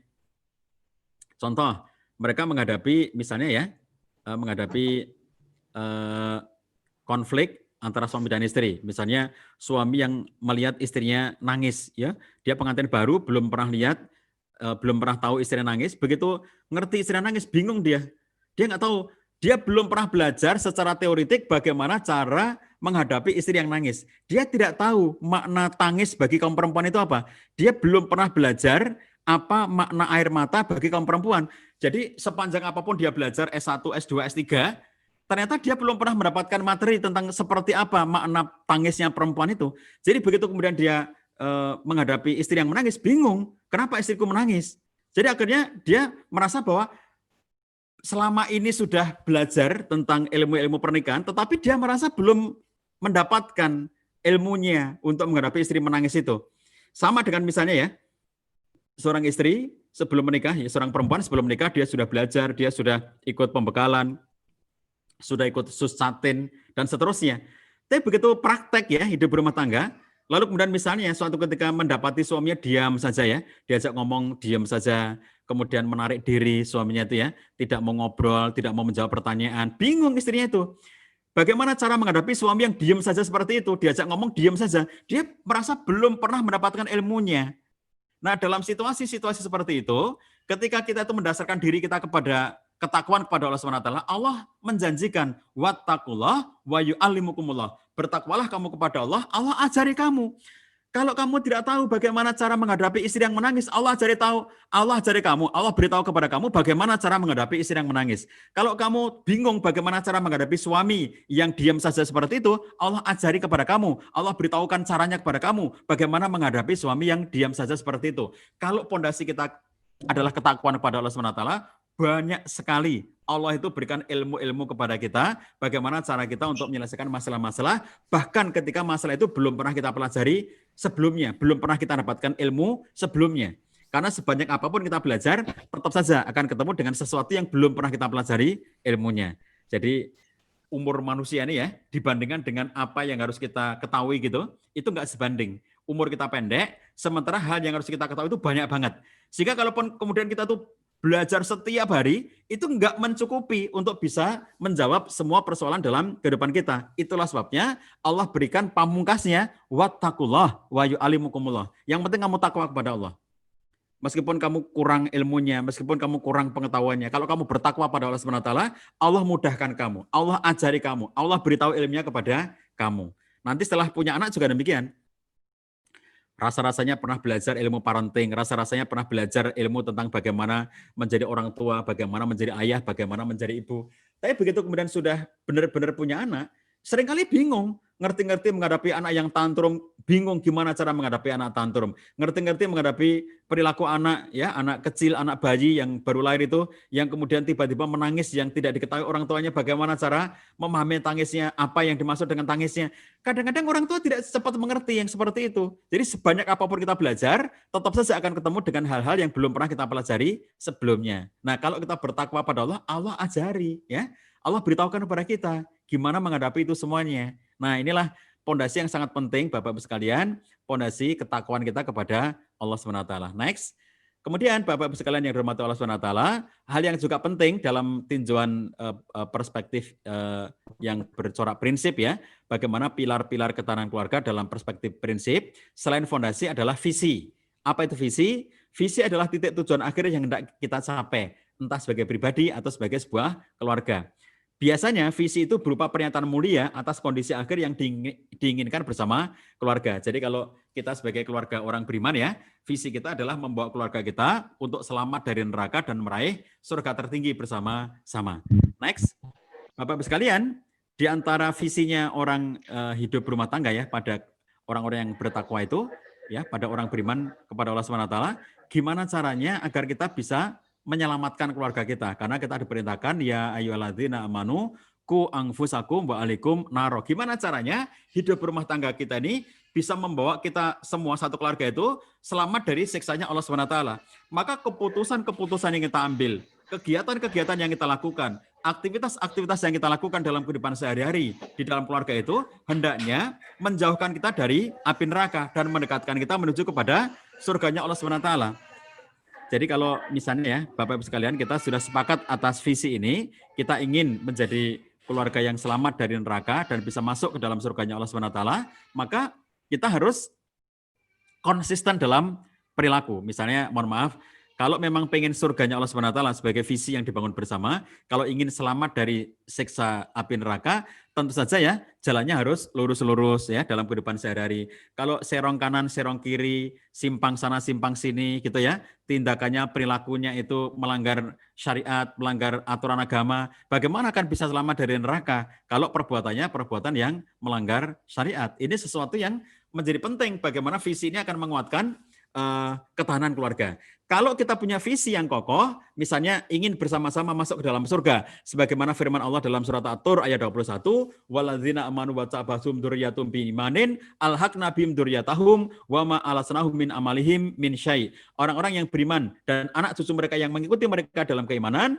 kami hubungkan anak cucu mereka itu dengan mereka dan kami tidak mengurangi sedikit pun pahala dari amal mereka. Ini ayat yang oleh Imam Ibnu Katsir dalam tafsirnya dinyatakan ayat ini menjelaskan kepada kita semuanya bahwa kelak orang-orang beriman itu akan dikumpulkan bersama dengan semua keluarganya yang beriman di surga dengan level tertinggi yang berhasil dicapai oleh salah satu dari anggota keluarga itu. Jadi kalau pengen reuni bersama keluarga kelak di surga, maka tetapkan visi surga di keluarga kita. Suami, istri, anak-anak ya, kita semuanya memiliki visi yang sama supaya bisa mencapai seperti yang didoakan oleh malaikat dalam surat Ghafir ayat 8, Rabbana wa'adkhilhum jannatu adnin allati wa'tahum wa man sholaha min abaihim wa azwajihim wa dzurriyyatihim innaka antal azizul hakim. Di dalam surat Ghafir ayat 8 ini malaikat berdoa kepada Allah SWT, ya Allah, masukkanlah orang-orang beriman itu ke dalam surga Aden yang telah Engkau janjikan kepada mereka bersama dengan orang-orang soleh dari nenek moyang mereka, istri atau suami mereka, anak turun mereka. Ya, ini adalah doanya malaikat kepada orang-orang yang beriman supaya orang-orang beriman itu semuanya bisa masuk surga bersama dengan keluarga. Next, ini adalah visi yang sangat kokoh. Jadi hendaknya kita tanamkan ya, dan termasuk apa yang difirmankan oleh Allah dalam surat Ar-Ra'd ayat ke-24 dan 25, jannatu adnin yadkhulunaha wa man sholaha min abaihim wa azwajihim wa dzurriyyatihim wal malaikatu yadkhuluna alaihim min kulli bab salamun alaikum bima sabartum fa ni'ma uqbadar. Jadi kelak orang-orang beriman itu ya akan dimasukkan oleh Allah SWT ke dalam surga bersama dengan nenek moyang mereka yang beriman, kemudian pasangan mereka, suami atau istri, kemudian anak cucu mereka yang beriman pada Allah SWT, semuanya masuk ke dalam surga. Setelah satu keluarga itu berada di dalam satu kapling surga yang Allah sediakan bagi mereka, maka malaikat wal malaikatu yadkhuluna alaihim min kulli bab. Lalu malaikat itu akan masuk menjumpai mereka melalui berbagai macam pintu-pintunya sambil mengatakan salamun alaikum bima sabartum. Selamat untuk kalian semuanya karena kesabaran kalian. Jadi kurang lebihnya kalau dalam bahasa yang sederhana kira-kira begini, selamat ya, kalian semuanya bisa masuk surga, ini semuanya karena kesabaran kalian ketika dulu hidup di dunia ini. Suami yang sabar ya, yang sebetulnya banyak sekali hal yang mengecewakan dari istrinya, tapi dia bersabar. Istri yang bersabar, banyak sekali dia disakiti hatinya oleh suaminya, tapi dia bersabar. Jadi kalau kita lihat, karena kesabaran inilah kemudian mereka bisa bersama-sama masuk ke dalam surganya Allah SWT. Sebagian ulama mengatakan hidup berumah tangga itu 80%-nya dibangun dari kesabaran. Jadi kalau kita cukup memiliki banyak kesabaran, maka insya Allah keluarga kita itu akan baik-baik saja, akan punya pilar ketahanan keluarga yang sangat kokoh. Next, Bapak-Ibu sekalian, tadi ada soal fondasi ya, yaitu ketakwaan kepada Allah SWT. Nomor 2-nya visi, yaitu bersama-sama bersama dengan keluarga kita untuk memasuki surganya Allah SWT dan selamat dari api neraka. Kemudian yang ketiga adalah soal motivasi. Kita kuatkan lagi niatan kita, motivasi kita, bahwa hidup berumah tangga adalah ibadah kepada Allah SWT. Ini pilar ketahanan yang sangat penting. Motivasi kita adalah motivasi ibadah. Nikah adalah ibadah yang terpanjang di dalam kehidupan kita. Kalau kita sholat, Bapak-Ibu sekalian ya, misalnya sholat asar gitu ya, paling-paling 5 menit, 10 menit gitu ya, sekali kita sholat itu. Kalau kita puasa Ramadan itu terbatas, itu hanya sebulan ya, 29 hari atau 30 hari, udah itu ibadah Ramadan. Kalau kita menikah, sejak akad nikah, itu sudah menjadi bagian dari ibadah kita sampai akhir hayat kita masing-masing. Jadi menikah dan hidup berumah tangga adalah ibadah yang paling panjang di dalam kehidupan kita. Maka luruskan niatan ini. Next, sebagaimana Nabi SAW telah menyatakan innamal a'malu binniyat wa innamal likulli imri'in ma nawa, bahwa semua apa yang kita lakukan dalam kehidupan sehari-hari itu tergantung dari niatan kita. Maka niatkan nikah itu bagian dari ibadah kita kepada Allah SWT. Next, termasuk juga apa yang Allah perintahkan nyatakan kepada kita semuanya, wa ma khalaqtul jinna wal insa illa liya'budun. Next, bahwa Allah tidaklah menciptakan jin dan manusia kecuali dalam rangka untuk agar kita itu beribadah menyembah kepada Allah SWT, termasuk dalam konteks pernikahan. Menikah juga bagian dari menjalankan sunnah Nabi SAW, an-nikahu min sunnati faman lam ya'mal bi sunnati falaysa minni. Barang siapa yang tidak beramal dengan sunnahku, dia bukan dari umatku, karena an-nikahu min sunnati, nikah itu bagian dari sunnahku. Maka motivasi seperti ini perlu kita jaga. Jadi kita nikah itu ya Bapak-Ibu sekalian, kadang-kadang kalau di luar sana ya, yang tadi saya tunjukkan datanya betapa dalam setiap menit di Indonesia itu ya, itu terjadi satu perceraian. Dalam 1 jam itu ada 59 perceraian. Jadi dalam 1 menit ya, hampir 1 menit itu terjadi satu perceraian. Itu diantaranya adalah perceraian yang misalnya kalau di zaman medsos itu orang-orang mengatakan aku bahagia dan oleh karena itu aku ingin mendapatkan kebahagiaan. Jadi ada orang merasa tidak bahagia, misalnya ya, karena suaminya tidak seperti yang diharapkan, istrinya tidak seperti yang diharapkan.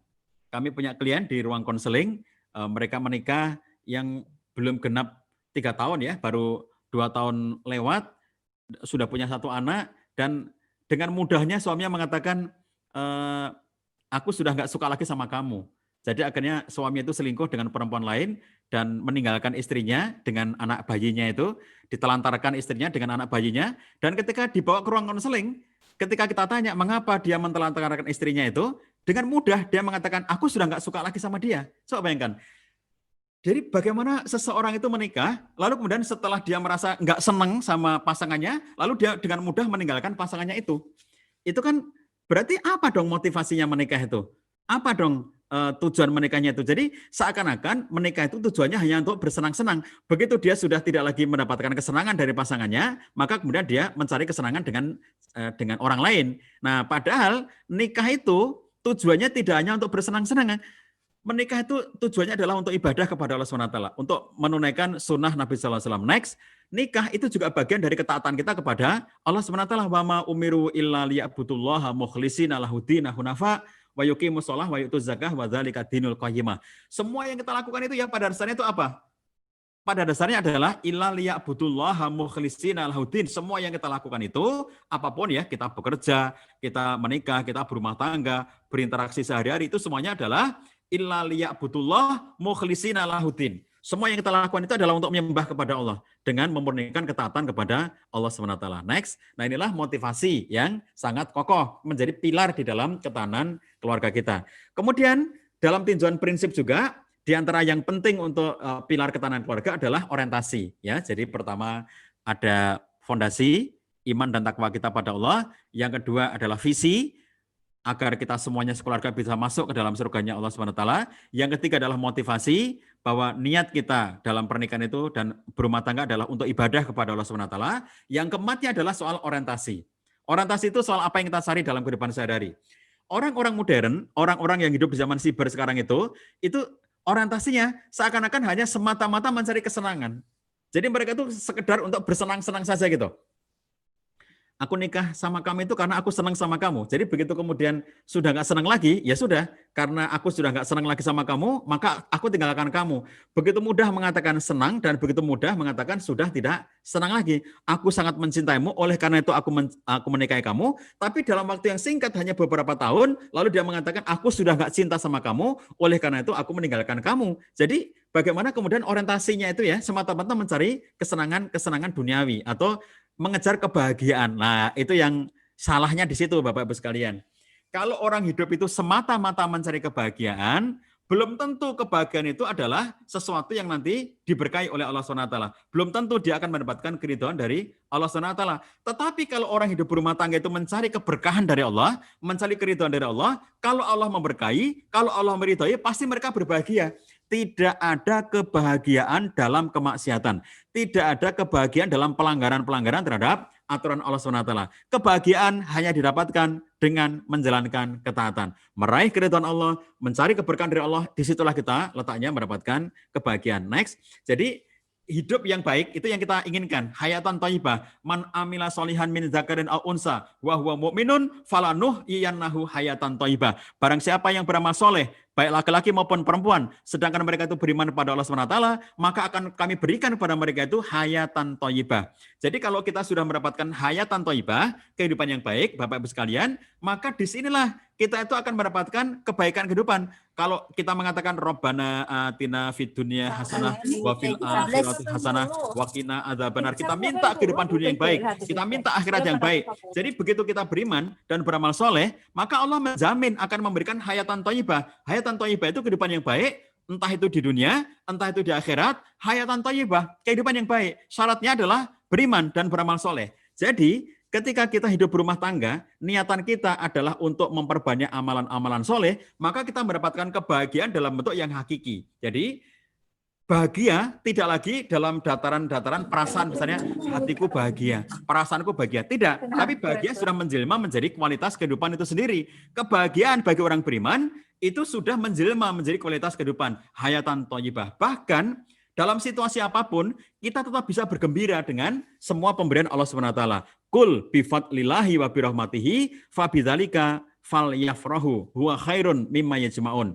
Surat Yunus ayat 58 ini menyatakan kepada kita, katakanlah dengan pemberian dari Allah, bifadlillah, karunia Allah atau pemberian Allah, wa birahmatihi, dan dengan rahmatnya Allah SWT, fabidzalika, hendaknya dengan itu, falyafrahu, mereka orang-orang beriman itu berbahagia. Jadi kita sebagai orang beriman itu ya, dengan apa kita bergembira, dengan apa kita berbahagia, itu sudah diatur. Jadi bahagianya orang beriman itu ya, itu bukan semata-mata bahagia karena mendapatkan sesuatu yang diinginkan. Contoh nih, kita meminta kepada Allah SWT, ya Allah saya minta ini dan itu. Kalau bahagia yang level dasar adalah, begitu kita minta dan dikasih, maka kita bahagia. Begitu kita minta nggak dikasih, maka kita menderita. Itu bahagia paling level dasar. Bahagianya orang beriman nggak kayak begitu. Jadi kita berbahagia itu bukan karena selalu mendapatkan apa yang kita ingin minta kepada Allah SWT. Misalnya contohnya saya minta, ya Allah saya misalnya seorang anak muda ya Allah saya pengen bekerja menjadi pegawai negeri, lalu daftar, berdoa agar diterima, ternyata nggak diterima. Nah kalau orang itu levelnya kebahagiaan itu level rendah ya, itu akan sedih dengan itu semuanya. Ya Allah, aku sudah berdoa pada Allah, ternyata Allah nggak ngasih gitu. Itu jadi kesedihan. Tapi kalau keimanannya benar, maka apapun yang Allah berikan, mungkin kita nggak diizinkan untuk menjadi ASN. Misalnya ya, ada orang pengen jadi tentara, daftar nggak keterima. Orang pengen jadi polisi, daftar nggak keterima. Orang pengen jadi ASN, daftar nggak keterima. Jadi apapun ya, kalau kemudian kita daftar dan nggak keterima, padahal sudah berdoa, kemudian Allah memberikan pintu-pintu rezeki kita dari jalan yang lainnya, kita tetap bisa berbahagia dengan apa yang Allah berikan pada kita itu. Nah inilah kebahagiaan yang sudah benar dalam artian berbahagia tidak semata-mata karena minta terus dikasih. Jadi kalau orang beriman itu ya, kalaupun kita minta nggak dikasih, itu bukan berarti hilang kebahagiaan kita. Karena Allah sudah menyatakan berbahagialah dengan pemberian Allah. Kita mendapatkan banyak banget pemberian Allah itu dalam kehidupan sehari-hari. Meskipun kadang-kadang pemberian itu nggak sesuai dengan apa yang kita inginkan. Kita mintanya A, misalnya Allah ternyata ngasih B. Atau kita nggak pernah minta B, ternyata Allah ngasih kepada kita B itu. Misalnya gitu ya. Jadi apapun yang Allah berikan pada kita akan menyambutnya dengan bahagia. Itulah prinsip hidupnya orang beriman. Ini orientasi. Apa yang kita cari adalah keberkahan dari Allah SWT. rezeki yang berkah, kemudian penghidupan yang berkah, umur yang berkah, rumah tangga yang berkah. Kalau Bapak Ibu punya fasilitas hidup ya, punya motor, punya mobil yang berkah ya. Jadi kalau itu semuanya berada dalam koridor keberkahan, berada dalam koridor keridhaan Allah SWT, pasti akan membahagiakan kita. Jadi jangan semata-mata ngejar kebahagiaan. Kalau cuma ngejar kebahagiaan, bisa jadi yang didapatkan adalah kebahagiaan semu. Dan itu mudah hilangnya, karena bukan berada dalam koridor keridhaan dan keberkahan dari Allah SWT. Oke ya, itu Bapak-Ibu sekalian, beberapa bagian pilar ketahanan keluarga dalam perspektif yang sifatnya prinsip. Kemudian akan saya tambah satu poin, next. Satu bagian kecil, pilar ketahanan keluarga dalam kaitan dengan penguatan relasi hubungan suami istri. Jadi salah satu pilar penting di dalam membangun ketahanan keluarga itu dalam tinjauan yang sifatnya praktis atau teknis adalah bagaimana agar suami dan istri itu bisa memiliki ikatan yang kuat di antara mereka dengan berbagai macam aspeknya. Saya ambilkan 3 bagian saja ya, next, yang menjadi pengokoh relasi hubungan antara suami dan istri. Yang nomor 1 adalah kohesi, nomor 2-nya adalah fleksibilitas, dan nomor 3-nya adalah komunikasi. Ini 3 poin teorinya Profesor Olson. Tahun 2000 dia membuat studi tentang circumflex model of marital and family system. Jadi kata Profesor Olson, suami dan istri itu akan memiliki hubungan yang baik di antara mereka, dan ini menjadi pilar ketahanan keluarga yang sangat penting, adalah apabila pertama punya kohesi. Apa yang dimaksud dengan kohesi? Kohesi adalah emotional closeness, ya. Jadi kedekatan emosional, kedekatan emosi, kehangatan emosional antara suami dan istri. Gambaran dalam Quran, next, adalah bagaimana suami dan istri itu digambarkan sebagai libas atau pakaian. Jadi Quran surat Al-Baqarah 187 menyatakan hunna libasulakum wa antum libasulahun. Mereka para istri adalah pakaian bagimu dan kamu pun pakaian bagi mereka. Jadi antara suami dan istri saling menjadi pakaian satu dengan yang lainnya. Mengapa menjadi pakaian?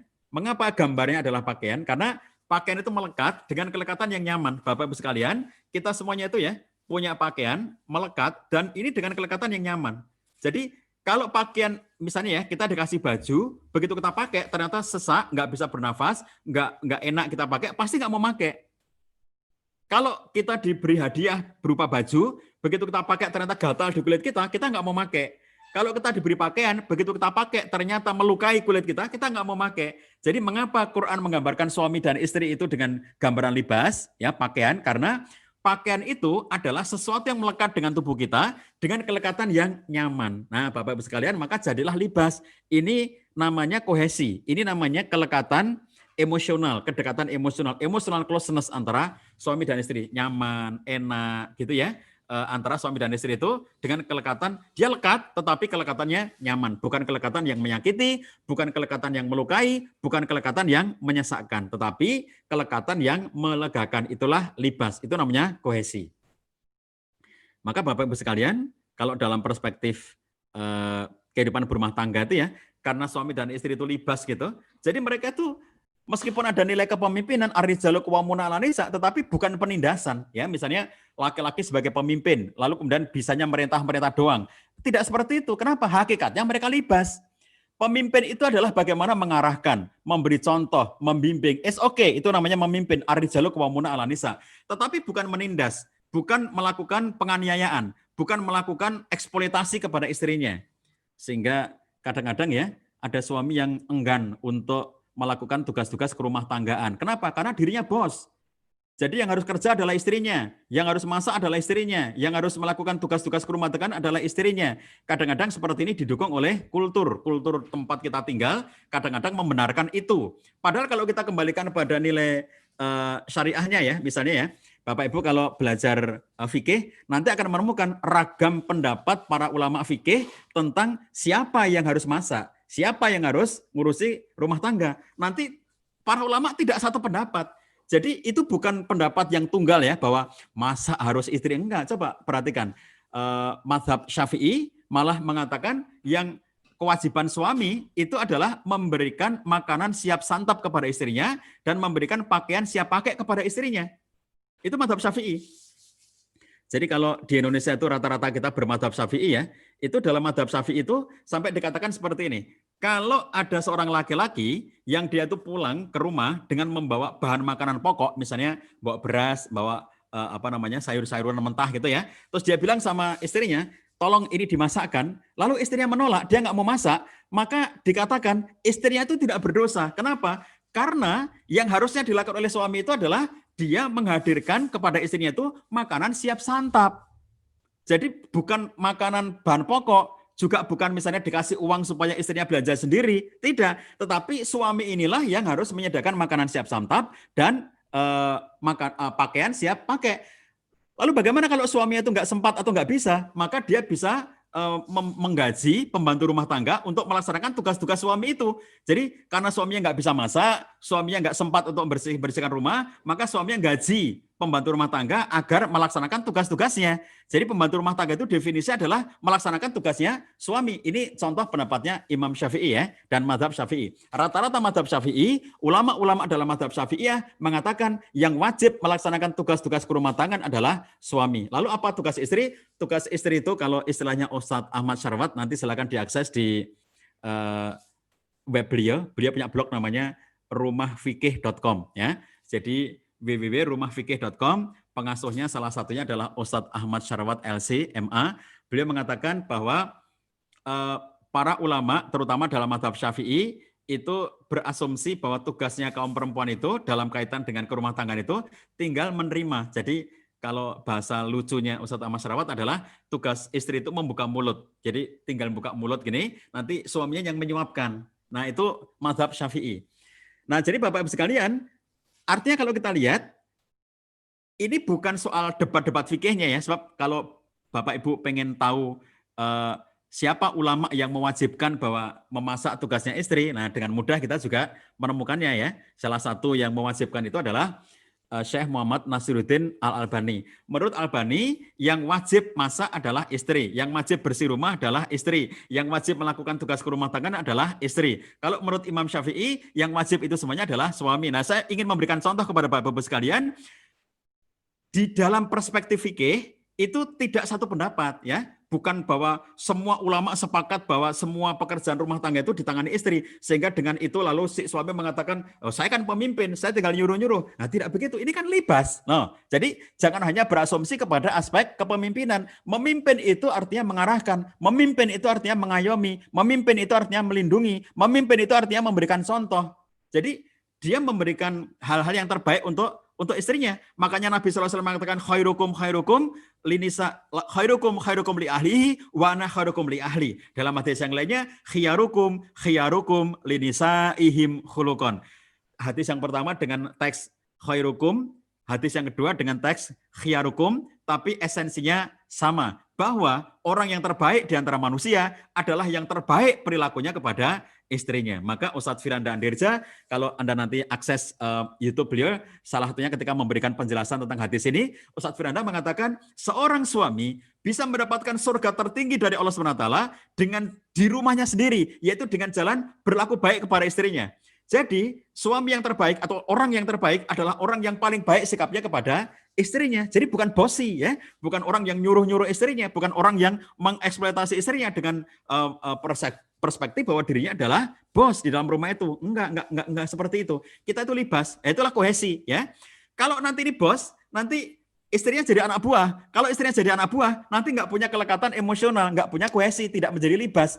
Padahal di dalam Quran menggambarkan hunna libasulakum wa antum libasulahun. Nyaman suami dan istri itu ya, nggak takut mau ngomong ya, tidak takut mengeluarkan pendapat, nyaman ketika di dekat suaminya. Lah kalau suaminya bosi gitu ya, itu nanti istrinya yang dekat aja nggak berani, ngomong nggak berani, sehingga ada kasta di dalam rumah tangga itu. Jadi kepemimpinan di dalam kehidupan berumah tangga itu bukanlah kepemimpinan dalam bentuk kekuasaan, bahwa suami berkuasa sepenuhnya lalu istri tidak punya kekuasaan apa-apa, tidak seperti itu. Tetapi kepemimpinan yang terjadi adalah kepemimpinan yang akan mengarahkan anggota keluarga itu menuju kepada surganya Allah SWT. Nah, jadi Bapak-Bapak sekalian, itulah libas ya. Libas itu pakaian nyaman satu dengan yang lainnya, tidak tertekan ya, tidak stres gitu di hadapan pasangannya. Nah, kalau sudah punya kohesi, nanti barulah bisa berkomunikasi dengan baik. Itu sebabnya maka di dalam tahapan-tahapannya tadi itu ya, itu ada cohesion, ada flexibility, dan baru ada communication. Orang suami istri itu ya gak mungkin bisa berkomunikasi dengan baik apabila tidak memiliki kohesi. Gak mungkin ya bisa berkomunikasi dengan baik kalau nggak ada kohesinya gitu. Kalau nggak ada kelekatannya ini, bagaimana bisa nyaman komunikasi? Komunikasi baru akan baik apabila suami dan istri itu sudah punya kohesinya. Begitu ya Bapak-Ibu sekalian, itu yang bisa saya sampaikan sedikit pengantar dalam kesempatan kali ini. Seperti yang tadi saya sampaikan, nggak mungkin ya saya menyampaikan semua poin karena dalam teori yang sering saya tulis, pilar-pilar ketahanan keluarga itu pada dasarnya ada 10 bagian. Tetapi saya menyampaikan sebagian kecil dari apa yang menjadi pilar-pilar ketahanan keluarga itu dalam kesempatan kali ini karena waktu kita yang terbatas. Mudah-mudahan dalam kesempatan yang lain nanti kita masih bisa menyambung diskusi kita kali ini untuk berdiskusi lebih lanjut menyelesaikan poin-poin yang belum terbahas tentang pilar-pilar ketahanan keluarga. Demikian saya kembalikan. Kalau masih ada waktu ya bisa kita gunakan untuk tanya jawab, berdiskusi. Mudah-mudahan ada manfaatnya untuk kita semuanya. Saya kembalikan kepada Mbak Nuke Yulandari. Mudah-mudahan masih ada waktu untuk diskusi. Assalamualaikum warahmatullahi wabarakatuh. Waalaikumsalam warahmatullahi wabarakatuh. Baik, terima kasih atas penjelasan yang disampaikan oleh guru kita, Bapak Guru kita, Bapak Cahyadi Takaryawan. Berikut ada beberapa pertanyaan, Bapak.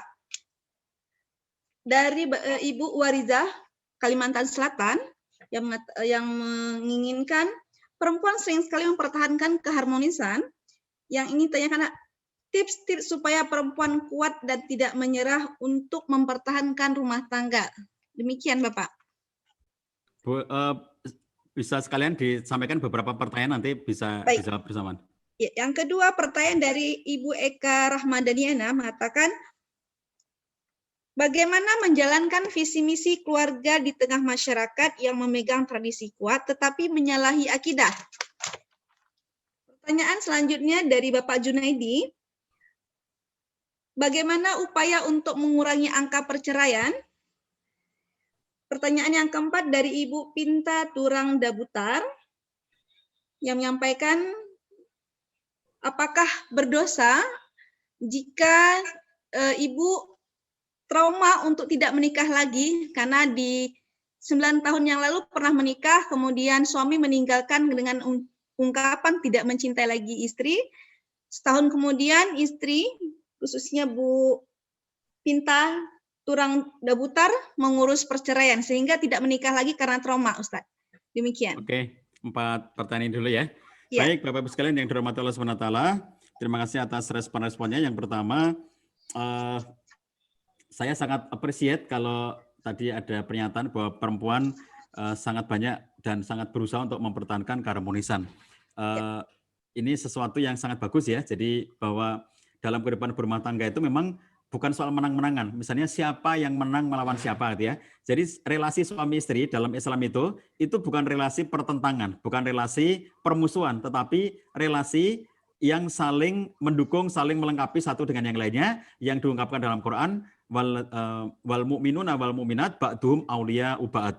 Orang-orang mukmin laki-laki dan perempuan itu satu dengan yang lainnya saling menguatkan, saling melindungi satu dengan yang lainnya itu ya, satu pihak dengan pihak yang lainnya. Jadi relasi antara laki dan perempuan, terutama apalagi antara suami dan istri, itu bukan relasi menang-menangan, bukan kalah-kalahan gitu ya, tapi relasi untuk memberikan yang terbaik, untuk saling mendukung, untuk saling melindungi satu dengan yang lainnya. Maka begitu dalam rumah tangganya ada suasana-suasana yang tidak nyaman, lalu misalnya ada pihak, contohnya di sini tadi misalnya istri berusaha untuk mempertahankan, is good, ini sesuatu yang sangat bagus ya. Jadi siapapun dari suami dan istri yang berusaha keras untuk mempertahankan kehidupan rumah tangganya, itu sesuatu yang mulia, tindakan yang sangat mulia.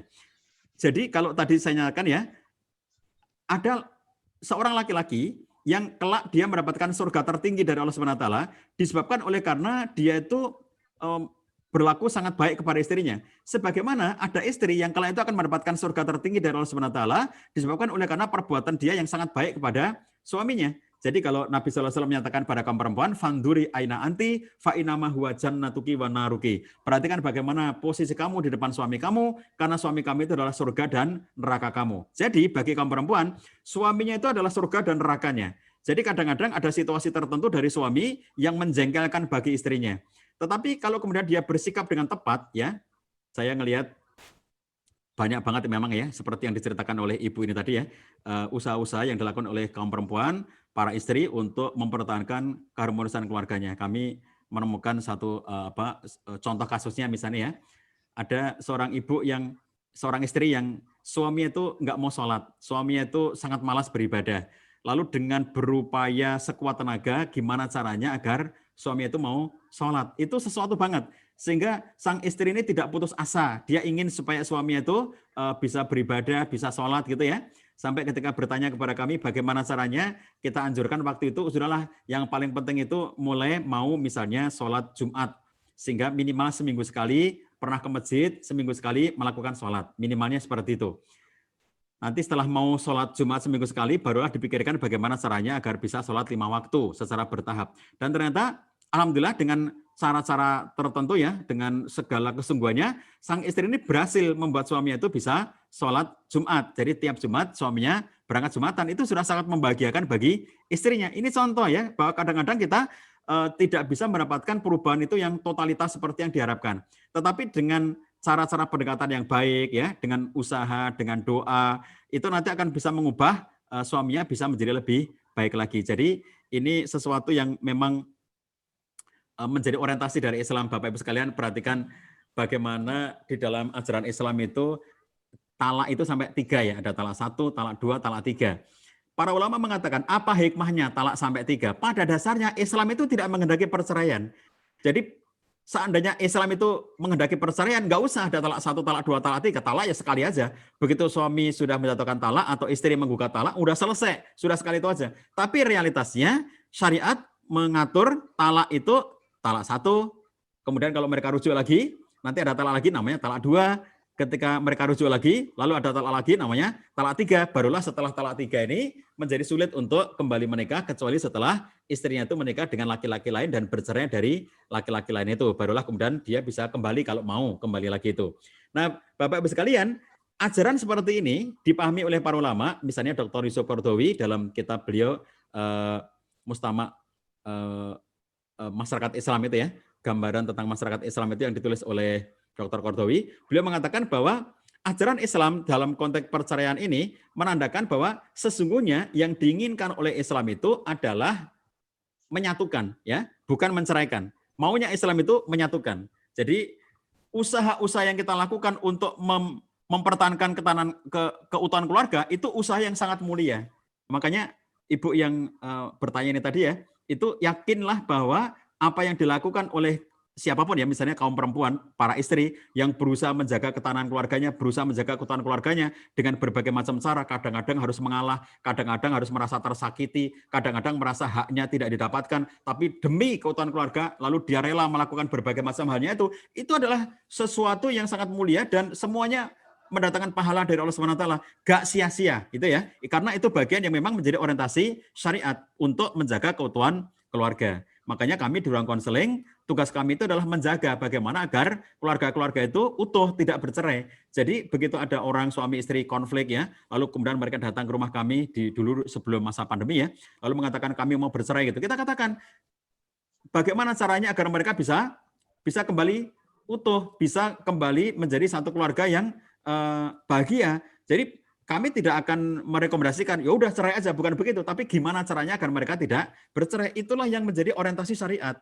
Jadi ini siapapun yang mengusahakannya, entah suami atau istri, setelah melihat ada gejala tidak baik pada keluarganya, lalu bertahan demi keutuhan keluarga. Itu good ya, itu sesuatu yang luar biasa mulianya. Dan kelak itu akan mendapatkan balasan di sisi Allah yang luar biasa besarnya, karena pada dasarnya perceraian sesuatu yang tidak dikehendaki, meskipun ada jalannya ya, meskipun ada aturan syariatnya, tetapi pada dasarnya itu pintu yang sangat sempit, yang oleh karena itu harapannya, makanya sampai dalam mazhab Syafi'i dikatakan kalau ada suami istri yang karena mereka itu berantem, konflik, lalu istrinya pergi dari rumahnya, pundung ya, kalau istilah bahasa Sundanya pundung, meninggalkan rumah suaminya menuju kepada rumah orang tuanya karena emosi, karena marah.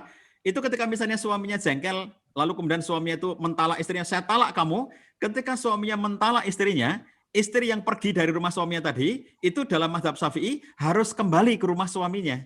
Jadi istri yang telah ditalak tadi itu malah harus kembali ke rumah suaminya. Kenapa?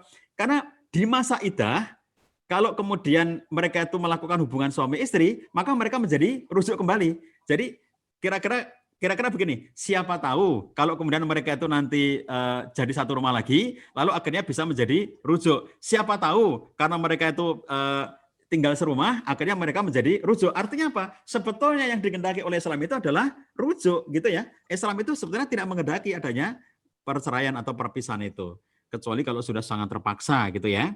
Kemudian tadi yang kedua, bagaimana menjalankan visi ya yang baik, sementara banyak di lingkungan masyarakat yang ada adat tertentu yang menyalahi akidah. Saya ingin berkomentar dulu tentang adat ya, Bapak Ibu sekalian dirahmati Allah SWT. Tentang adat itu jangan cepat-cepat kita mengatakan adat itu menyalahi akidah ya. Kita harus belajar ya, kita harus belajar. Karena kadang-kadang begini, apa yang kelihatan itu tidak selalu dengan apa yang sebetulnya dikehendaki oleh adat itu. Saya ambil contoh. Ketika di Jawa, ini saya tinggal di Jogja, kemudian ada adat-adat Jawa. Ketika saya bertanya kepada orang-orang tua tentang mengapa adat di dalam masyarakat Jawa tentang pernikahan itu ya, itu ada prosesi-proses tertentu gitu ya. Ada simbol-simbol, ada kegiatan-kegiatan, ada adat tertentu gitu. Misalnya yang sebagian orang akan menilai bahwa itu syirik gitu ya. Tapi ketika saya pelajari, betulkah itu syirik? Misalnya gini,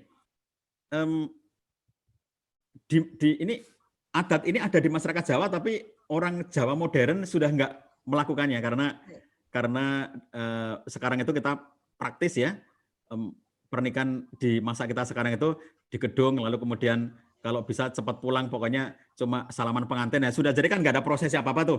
Tapi kalau aslinya di masyarakat Jawa itu misalnya ada peristiwa yang namanya panggih itu ketemu. Peristiwa bertemu ketika setelah akad nikah, lalu bertemunya pengantin laki dengan pengantin perempuan di satu di prosesi pernikahan itu sendiri. Itu nanti ada misalnya istri yang membasuh kaki suaminya, kemudian istri yang memecahkan telur di kaki suaminya. Jadi itu tuh kayak simbolisasi seperti hadis Nabi SAW. Kalau dibolehkan seseorang itu menyembah orang lainnya, maka aku akan perintahkan kepada perempuan untuk istri untuk menyembah suaminya. Itu kan simbolisasi. Jadi masyarakat tradisional dimanapun itu ya, itu suka dengan simbol-simbol. Makanya kemudian kadang-kadang simbol-simbol itu punya makna. Misalnya kenapa nasi kuning, kenapa nasi uduk, kenapa makanannya ketan, kenapa pakai ini, kenapa pakai itu gitu ya. Ternyata mereka bisa menjelaskan itu simbol-simbol tertentu yang begitu kita pelajari, oh sebetulnya itu bukan syirik, sebetulnya bukan penyimpangan akidah. Cuma di dalam aplikasinya kadang-kadang kita mengatakan itu nggak ada dalam syariat. Nah, bagiannya itu ya, itu nggak ada dalam syariat. Tetapi kalau kita lihat orang zaman dulu itu ya, coba bayangkan asimilasi masuknya Islam ke Indonesia itu loh. Misalnya Wali Songo ya, para wali itu, bagaimana cara mengasimilasi supaya orang-orang itu dekat dengan Islam. Diundang dengan gamelan, padahal gamelan nggak ada dalam Islam. Kemudian diundang dengan berbagai macam acara-acara, sampai akhirnya muncullah yang sering dikatakan orang sebagai sinkretisme. Jadi percampuran antara satu paham agama dengan paham agama yang lainnya, bercampur-campur gitu ya. Karena memang pada awalnya mengubah dari satu keyakinan kepada Islam. Jadi muncul di bagian-bagian awal itu bagian-bagian yang kayaknya masih bercampur-campur seperti itu. Nah, itu maksud saya jangan cepat-cepat kita menuduh atau menyatakan ya sesuatu sebagai melanggar akidah, kecuali ketika sudah jelas-jelas tidak ada tafsir yang lainnya. Maksudnya hati-hati, sebab pernyataan-pernyataan kita mengatakan bahwa ada adat tertentu yang itu bertentangan dengan Islam itu ya, kadang-kadang itu nanti jangan-jangan karena kita nggak tahu gitu ya, jangan-jangan karena kita belum mempelajarinya gitu, kita hanya ngelihat fenomena-fenomenanya. Itu nomor satu catatan saya. Nomor dua, ketika dalam perspektif ilmu rumah tangga, ilmu keluarga, itu ada teori seperti ini, itu teorinya sosiologi keluarga. Bapak Ibu kalau ada yang belajar S1-nya pada Fakultas Sosiologi, nanti akan ketemu dengan teori sosiologi keluarga yang salah satu buku rujakannya itu adalah Robert Lawang. Robert M.Z. Lawang itu seorang tokoh di Indonesia yang menulis buku tentang sosiologi keluarga yang menjadi rujukan ketika kita berbicara tentang teori-teori sosial tentang keluarga itu. Nah, menurut Robert Lawang di dalam buku sosiologi keluarga itu, satu keluarga itu mereka itu bisa meneruskan budaya-budaya yang ada pada keluarga induk mereka, atau mereka itu menciptakan budaya baru yang berlaku bagi keluarga mereka sendiri. Saya ambil contoh ini ya, misalnya gini, yang laki-laki dan perempuan dua-duanya dari Aceh, bahkan Acehnya pun Aceh yang sama, misalnya dari Banda Aceh dua-duanya gitu. Kalau dua-duanya dari Banda Aceh, maka berarti relatif adat mereka itu sama, ya. Berarti tidak ada perbedaan antara adat yang laki-laki maupun adat yang perempuan karena lahir dan besar tumbuh di tempat yang sama. Tetapi apabila misalnya yang laki-laki dari Aceh, yang perempuan dari Jawa, atau sebaliknya, yang perempuan dari Aceh, yang laki-laki misalnya dari Bugis, itu berarti sesuatu yang secara adat mereka berbeda. Nah, pertanyaannya, kalau adatnya berbeda, satu Aceh, satu Bugis, satu Aceh, satu Jawa, satu Aceh, satu Sunda, misalnya gitu. Kalau terjadi sebuah kondisi yang berbeda antara keluarga yang laki dengan yang perempuan, adat yang berbeda itu, lalu mana yang harus dipegangi, mana yang harus diikuti? Nah, kata Robert Lawang, dalam teori sosiologi keluarga itu ya, mereka boleh memilih mana yang akan mereka jadikan sebagai budaya yang akan dikembangkan di keluarga itu. Mungkin budaya salah satu dari mereka, atau bahkan budaya baru, melebur dan menjadi budaya baru. Kalau dikatakan Aceh, enggak juga. Kalau dikatakan Jawa, enggak juga. Jadi budaya apa itu? Ya budaya baru di rumah tangga mereka. Jadi kalau kita lihat sekarang hampir melebur semuanya ya. Coba perhatikan kalau kita, Bapak Ibu kalau datang ke kota-kota besar ya, misalnya kayak ke Jakarta, kayak ke Bandung, ke Jogja, misalnya ke kota-kota besar begitu. Itu meskipun mereka pernikahan itu campur-campur gitu ya, laki dari budaya mana, perempuan dari budaya mana, mereka itu sudah menjadi manusia modern di zaman sekarang, yang budaya mereka itu sudah budaya nasional, dalam artian mereka kalau belajar Islam akan cenderung menggunakan keislamannya. Kalau mereka itu tidak terlalu ngerti Islam, mereka akan menggunakan budaya-budaya praktis yang mereka pahami sebagai keluarga modern. Jadi hampir jarang di antara kita itu yang masih akan bersikukuh dengan harus Jawa, harus Aceh, harus Bugis, harus apa. Kalau di kota-kota besar. Fenomena yang masih sangat ketat dengan budaya lokal itu adalah fenomena-fenomena di daerah ya, di daerah-daerah yang mereka masih sangat kuat untuk memegangi nilai-nilai seperti itu. Nah, maka pandai-pandainya kita, Bapak-Ibu sekalian, untuk menjalankan segala peran ini dengan baik. Sambil contoh begini. Saya punya teman ya, ini di Jawa, yang satu keluarga, di mana di kampung tempat dia tinggal itu menjadi aib bagi laki-laki kalau sampai kelihatan misalnya dia itu nyuci baju atau nyapu gitu ya, itu aib di kampungnya itu. Jadi itu semuanya kaum perempuan. Nah, keluarga yang saya cerita ini teman saya, itu keluarga modern, sehingga bagi mereka itu nggak ada masalah. Si suami ya nyapu, suami ya nyuci baju, itu nggak masalah gitu ya. Dan itu mereka lakukan. Tapi karena kemudian persepsi masyarakat itu buruk terhadap masalah itu, akhirnya mereka sembunyikan. Jadi akhirnya, contoh disembunyikan itu gini, jadi tidak diobral, tidak diceritain bahwa kegiatan di rumah tangga mereka itu sebetulnya berbeda dengan masyarakat. Jadi mereka nikmati sebagai sesuatu yang ada di rumah tangga mereka sendiri. Jadi istrinya mengatakan, kamu kalau nyuci baju jangan di luar. Kan kalau di luar itu maksudnya mereka punya sumur yang di halaman, yang kalau dia nyuci di dekat sumur itu, maka orang-orang ngelihat bahwa sang suami itu nyuci baju. Jadi aku nanti akan ditertawakan. Itu kok suami kamu dibiarkan nyuci baju, berarti kamu itu istri yang tidak baik gitu.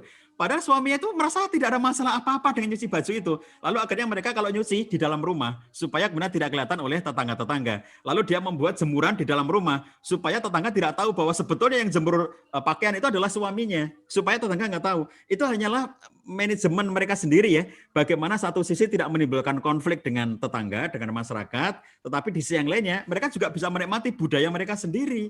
Satu sisi tadi sudah saya ceritakan kalau dalam Islam, dalam situasi siapa yang harus menjalankan urusan rumah tangga sebetulnya luas ya, karena banyak pendapat dari kalangan ulama kita. Tidak masalah suami yang mengerjakan itu, tidak masalah istri yang mengerjakan itu, karena kalau dalam perspektif fikih kita punya pilihan-pilihan pendapat dari para ulama kita. Tetapi dalam perspektif kehidupan berumah tangga, itu mana yang paling nyaman. Jadi ada suami yang happy, jadi teman saya itu dia senang nyuci, dia itu senang, ini laki-laki ya, dia senang nyuci, dia senang masak. Kayak saya tuh kalau nyuci nggak senang, tapi kalau masak saya suka. Jadi kalau di zaman sekarang nyuci dengan mudahnya kita laundry ya, dan murah banget ya. Ibu-ibu tahu, bapak-bapak tahu. Kalau di kampung-kampung itu masalah. Di kampung saya itu loh, laundry itu 3.000 sekilo. Lah itu kan murah banget. Ketimbang nyuci sendiri lah 3.000 rupiah sekilo. Jadi sudah sampai rumah itu dalam bentuk wangi, sudah dilipat-lipat rapi gitu ya, cuma 3.000 sekilo gitu. Kalau pengen yang lebih baik sedikit 5.000 sekilo. Lah ngapain harus nyuci baju sendiri gitu? Laundry aja sudah bisa gitu. Tapi kalau saya hobi itu masak itu hobi. Jadi bagi saya masak itu menyenangkan gitu. Makanya ada anaknya teman suatu ketika ke rumah, anak kecil, anak saya masih SD, lalu ngajak temannya sesama anak SD ke rumah saya hari Minggu bermain-main di rumah saya. Temannya anak saya tuh terkaget-kaget ketika menyaksikan saya di dapur dan memasak. Karena di rumahnya dia tidak pernah ngelihat ayahnya itu masak. Jadi dia merasa aneh. Bapakmu kok masak katanya gitu ya. Jadi bagi dia aneh banget. Padahal bagi anak saya itu ya biasa karena dia ngelihat bapaknya masak, ibunya masak itu biasa banget gitu. Jadi ini sesuatu yang kita pandai-pandai saja untuk mengatur-ngatur di dalam rumah tangga kita masing-masing gitu ya. Kemudian yang ketiga, untuk mengurangi perceraian itu ya, nomor satu itu edukasi. Bapak Ibu sekalian, problem kita di Indonesia, pemerintah kurang hadir dalam mengedukasi warganya terkait dengan kehidupan berumah tangga.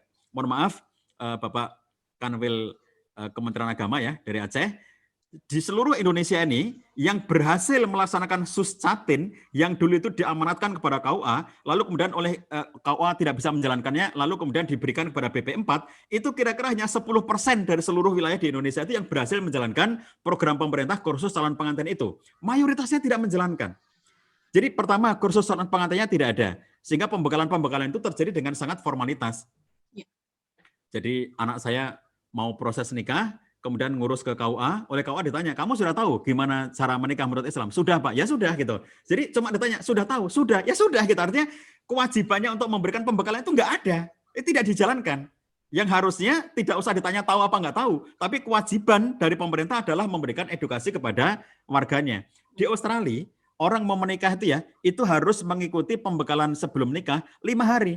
Program 5 hari untuk mendapatkan sertifikat sebelum mereka menikah. Di Singapura, orang mau menikah tidak akan dapat izin menikah kalau belum ikut pembekalan 3 hari. Jadi sebelum nikah mereka ikut pembekalan 3 hari di Singapura, 5 hari di Australia. Di Indonesia bebas. Jadi tidak ada edukasinya gitu. Itu yang menyebabkan angka perceraian tinggi.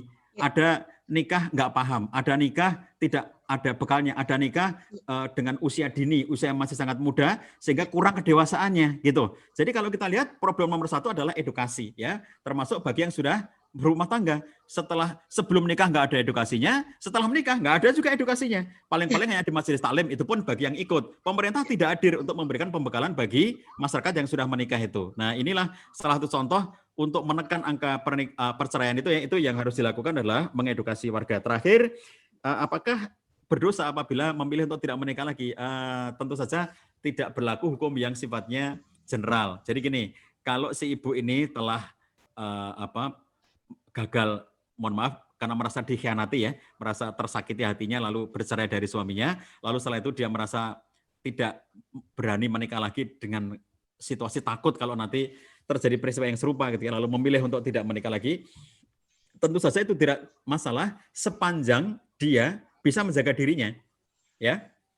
Jadi hukum nikah itu kan tidak tunggal, makanya hukum nikah itu ya, ada yang hukumnya itu wajib bagi seseorang. Ada yang sunnah bagi orang lainnya, ada yang mubah bagi orang lainnya, ada yang makruh, bahkan ada yang haram. Jadi hukum nikah itu, kalau dikatakan nikah adalah sunnah Nabi, sunnah dalam artian itu adalah ajaran dari Nabi SAW. Tetapi hukum fikihnya, menikah itu bisa 5 hukumnya. Bisa wajib bagi orang tertentu, bagi orang lainnya itu sunnah, bagi orang lainnya itu mubah, bagi orang lainnya itu makruh, bagi orang lainnya itu haram, tergantung situasi dan kondisinya. Maka apa yang ditanyakan ibu tadi ya tergantung dari kondisi si ibu itu sendiri. Sepanjang ibu itu fine saja ya, tanpa menikah lagi itu dia tidak ada dia bisa menjaga diri dan dia baik-baik saja hidupnya, no problem ya, tidak ada dosa di situ.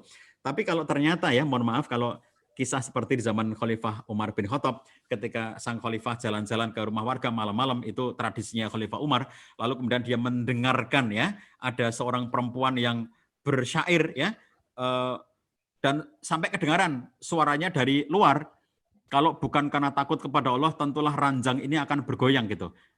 Maksudnya dia akan melakukan kemaksiatan. Takut Umar bin Khattab. Malam-malam itu dia langsung pulang ke rumah, ketuk pintunya Hafsah. Hafsah, berapa lama seorang perempuan itu tahan ditinggal oleh suaminya? Karena yang didengar tadi itu adalah rumah-rumah yang suaminya itu ditugaskan oleh Khalifah Umar untuk melakukan perjalanan dalam rangka untuk membuka kawasan-kawasan baru. Jadi Umar itu banyak sekali melakukan ekspansi Islam ya ke berbagai wilayah. Nah, begitu kaum muslimin di masanya Khalifah Umar itu diekspansikan, berarti meninggalkan keluarganya. Itu berbulan-bulan. Lalu Khalifah Umar itu merasa bertanggung jawab untuk melindungi mereka. Sehingga waktu malam hari dia keliling ke rumah-rumah para keluarga yang ditinggal oleh suaminya itu. Dan kaget ketika dia mendengar suara kayak begitu dari seorang istri di dalam rumahnya. Dan Hafsah waktu itu menjawab, riwayatnya berbeda-beda ya. Ada yang mengatakan 3 bulan, ada yang mengatakan 4 bulan, ada yang mengatakan 5 bulan.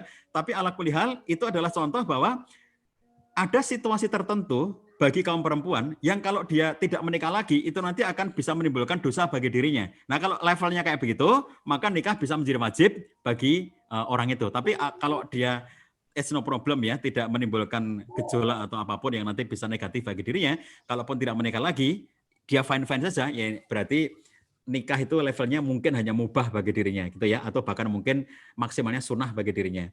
Nah demikian Bapak Ibu sekalian, saya mohon maaf kalau ada banyak hal yang belum tersampaikan dalam kesempatan yang terbatas ini.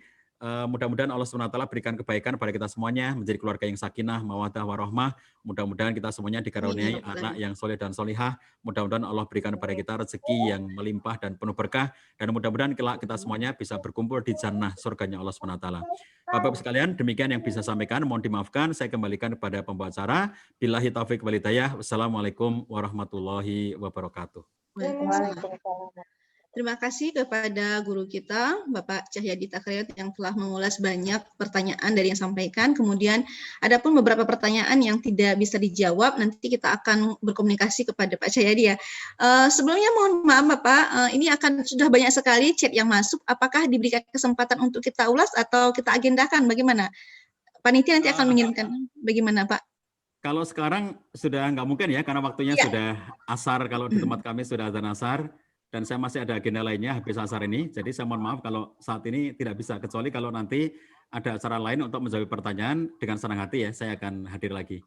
Baik, terima kasih Bapak atas ilmunya, mudah-mudahan ini bermanfaat bagi kita dan bagi para peserta sekalian. Saya selaku moderator, sebelumnya sebelum diakhiri, mohon semuanya menghidupkan kamera. Panitia mohon mohon izin ya Bapak ya, mohon izin sebentar untuk kita dokumentasikan. Silakan panitia. Mendokumentasikan kegiatan kita. Ya.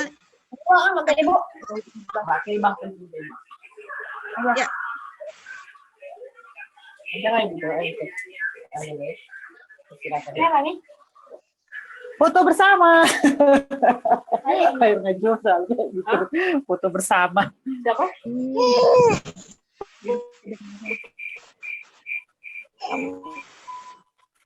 Terlalu ya, sebentar sabar Bapak Ibu sekalian, panitia akan foto sebentar. Panitianya pun memang masing-masing. Mana pun ngejom. Ya, sekarang tidak bisa banget. Itu banget sih.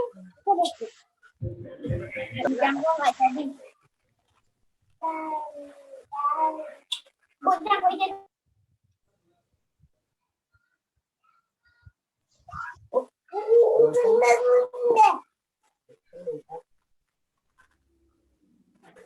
Dia busuk macam.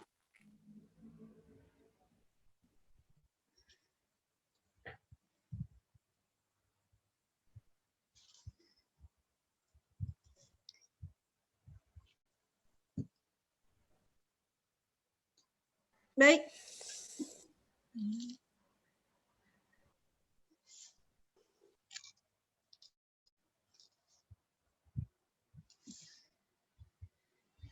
Baik, Bapak Ibu sekalian, sepertinya tidak ada respon dari panitia untuk melakukan dokumentasi. Mohon bersabar sebentar. Baik, proses dokumentasi sudah selesai. Saya mohon maaf dengan segala terbatasan. Pada Allah saya mohon ampun, kepada para peserta saya mohon maaf. Mudah-mudahan kehadiran kita memberikan manfaat baik dunia dan akhirat. Mohon undur diri. Saya tutup dengan billahi taufiq hidayah. Assalamualaikum warahmatullahi wabarakatuh. Waalaikumsalam warahmatullahi wabarakatuh. Selesai. Alhamdulillah Terima kasih, Masya Allah sekali kita pada siang hari ini dapat materi yang luar biasa, sangat menggugah, sangat menginspirasi dan pastinya masih butuh banyak waktu lagi untuk kemudian bisa menjawab beberapa pertanyaan dan mendiskusikan banyak hal lagi yang sudah kita dapatkan pada hari ini. Karena keterbatasan waktu kita tidak bisa memperpanjang, mudah-mudahan ada kesempatan di agenda berikutnya. Jadi kami mohon kepada para peserta untuk tetap berpartisipasi ketika nanti mungkin akan ada acara-acara yang lain yang diagendakan oleh IKADI Aceh. Baik, tanpa memperpanjang lagi, waktu kita sudah habis. Kita tutup dengan memperbanyak istighfar, astagfirullahaladzim, astagfirullahaladzim, astagfirullahaladzim. Insya Allah, jika tidak ada kendala, video materi pada hari ini akan kita share ke YouTube IKADI Aceh, mudah-mudahan lancar jaringannya dan sebagainya, dan insya Allah jika sudah nanti diupload ke YouTube IKADI akan kita share ke para peserta semuanya. Dan saya selaku host mohon maaf atas segala kekurangan. Kita tutup dengan doa kafaratul majelis. Bismillahirrahmanirrahim. Subhanakallahumma wa bihamdika asyhadu an la ilaha illa anta astaghfiruka wa atubu ilaik. Assalamualaikum warahmatullahi wabarakatuh.